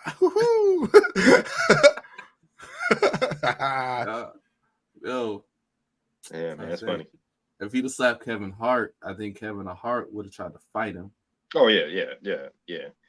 I think Scott so. Williams would have tried to fight him too. To their credit, to Chris Rock's credit, he started it, in my opinion. But to his credit, he held his composure in that moment, man, because we did not want to see those two men up there scrumming on the stage with security having to rush out and separate them. That would have been way worse for both of them. I think the slap, the shock of the slap, the walk off after the slap, everybody was like, "What? Was that fake? Was that planned? Was that staged? Was that real?" Like, I think as a black man, you know, speaking as a black man myself, right? But like as a black man, I think that set him back. That set him back. Like that, yeah. That set him back. That set him back quite a bit. You know, because that's like, you know, one step forward, 3 steps back. Because real talk. You know what, man? I'm looking at all these black comedians. There's really only a few that Will Smith could have slapped. Eddie Griffin would have tried to fight this nigga. Yeah, Cat Williams would have tried to fight this nigga. Chris Tucker would have. Yep. Dave Chappelle would have. Dave Chappelle would have definitely tried to fight him. Tried to probably whip his ass.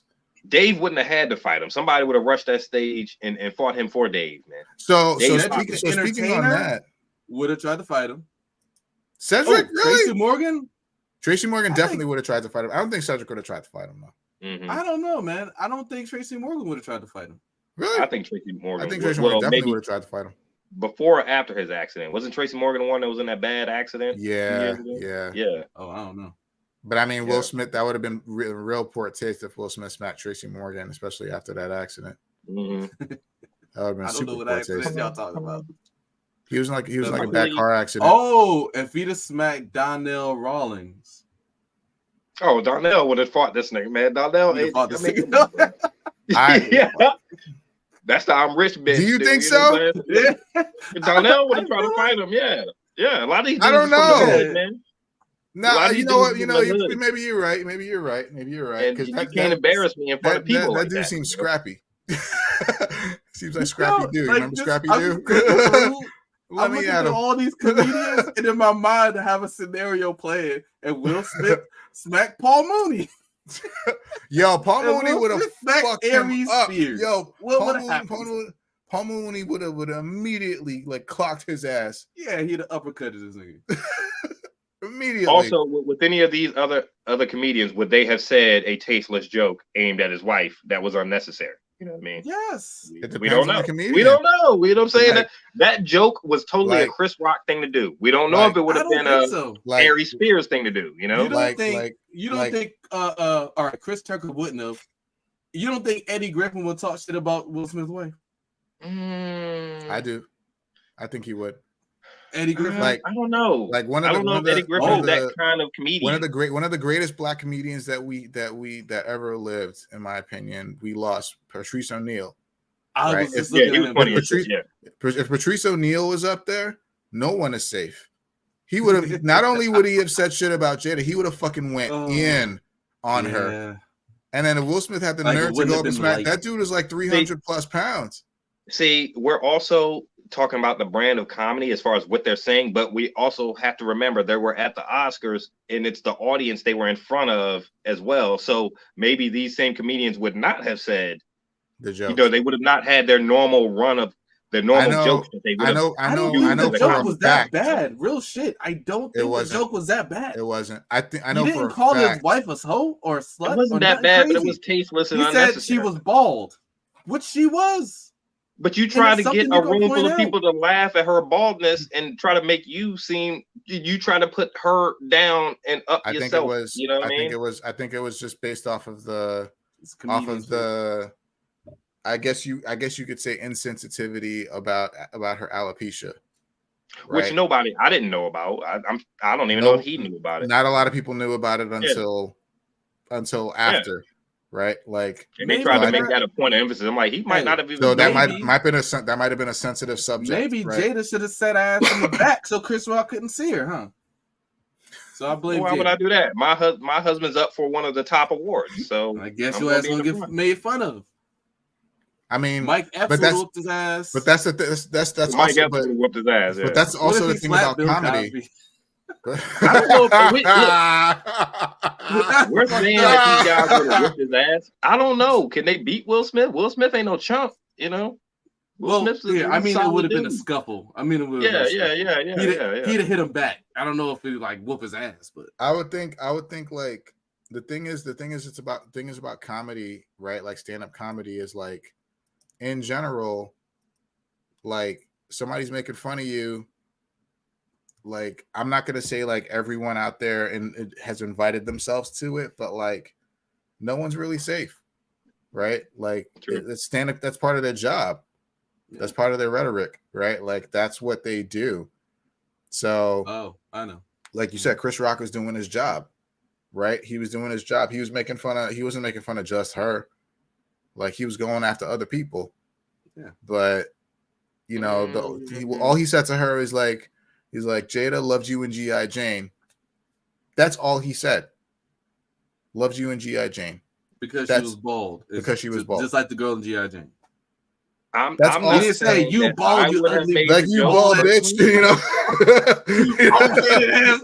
But that's basically what he was saying. Like bald-headed ass bitch. That's basically what he was saying in front of a room full of white people. He's basically calling her a bald head bitch in front of that. G.I. Jane, can't wait to see G.I. Jane. Did you laugh at that joke? I didn't laugh. G.I. Jane was white. Like, this shit ain't that funny. Like, I didn't laugh. I didn't laugh at it because it didn't land. Watch. I was more interested in the slap.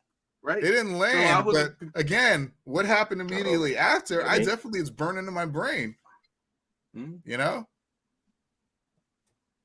bald headed ass. Look, Eric Andre. I think he could have got slapped.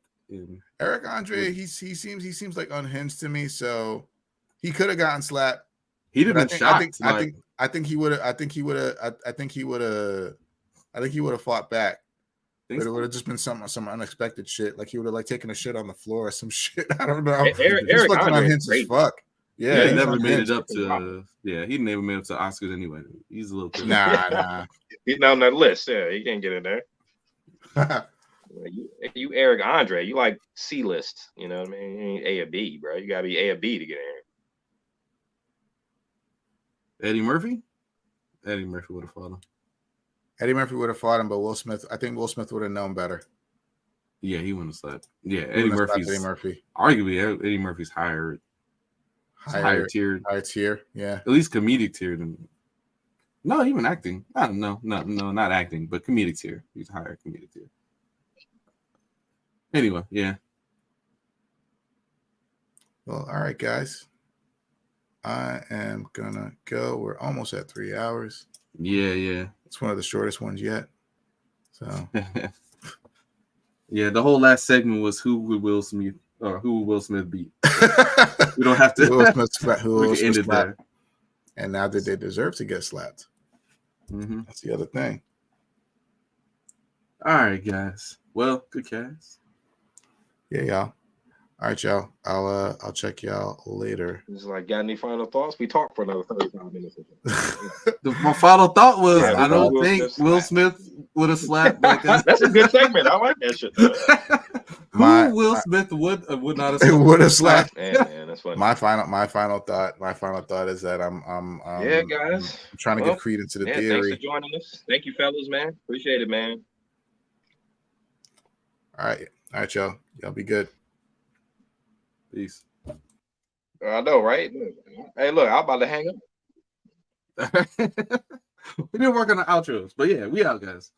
All right, D.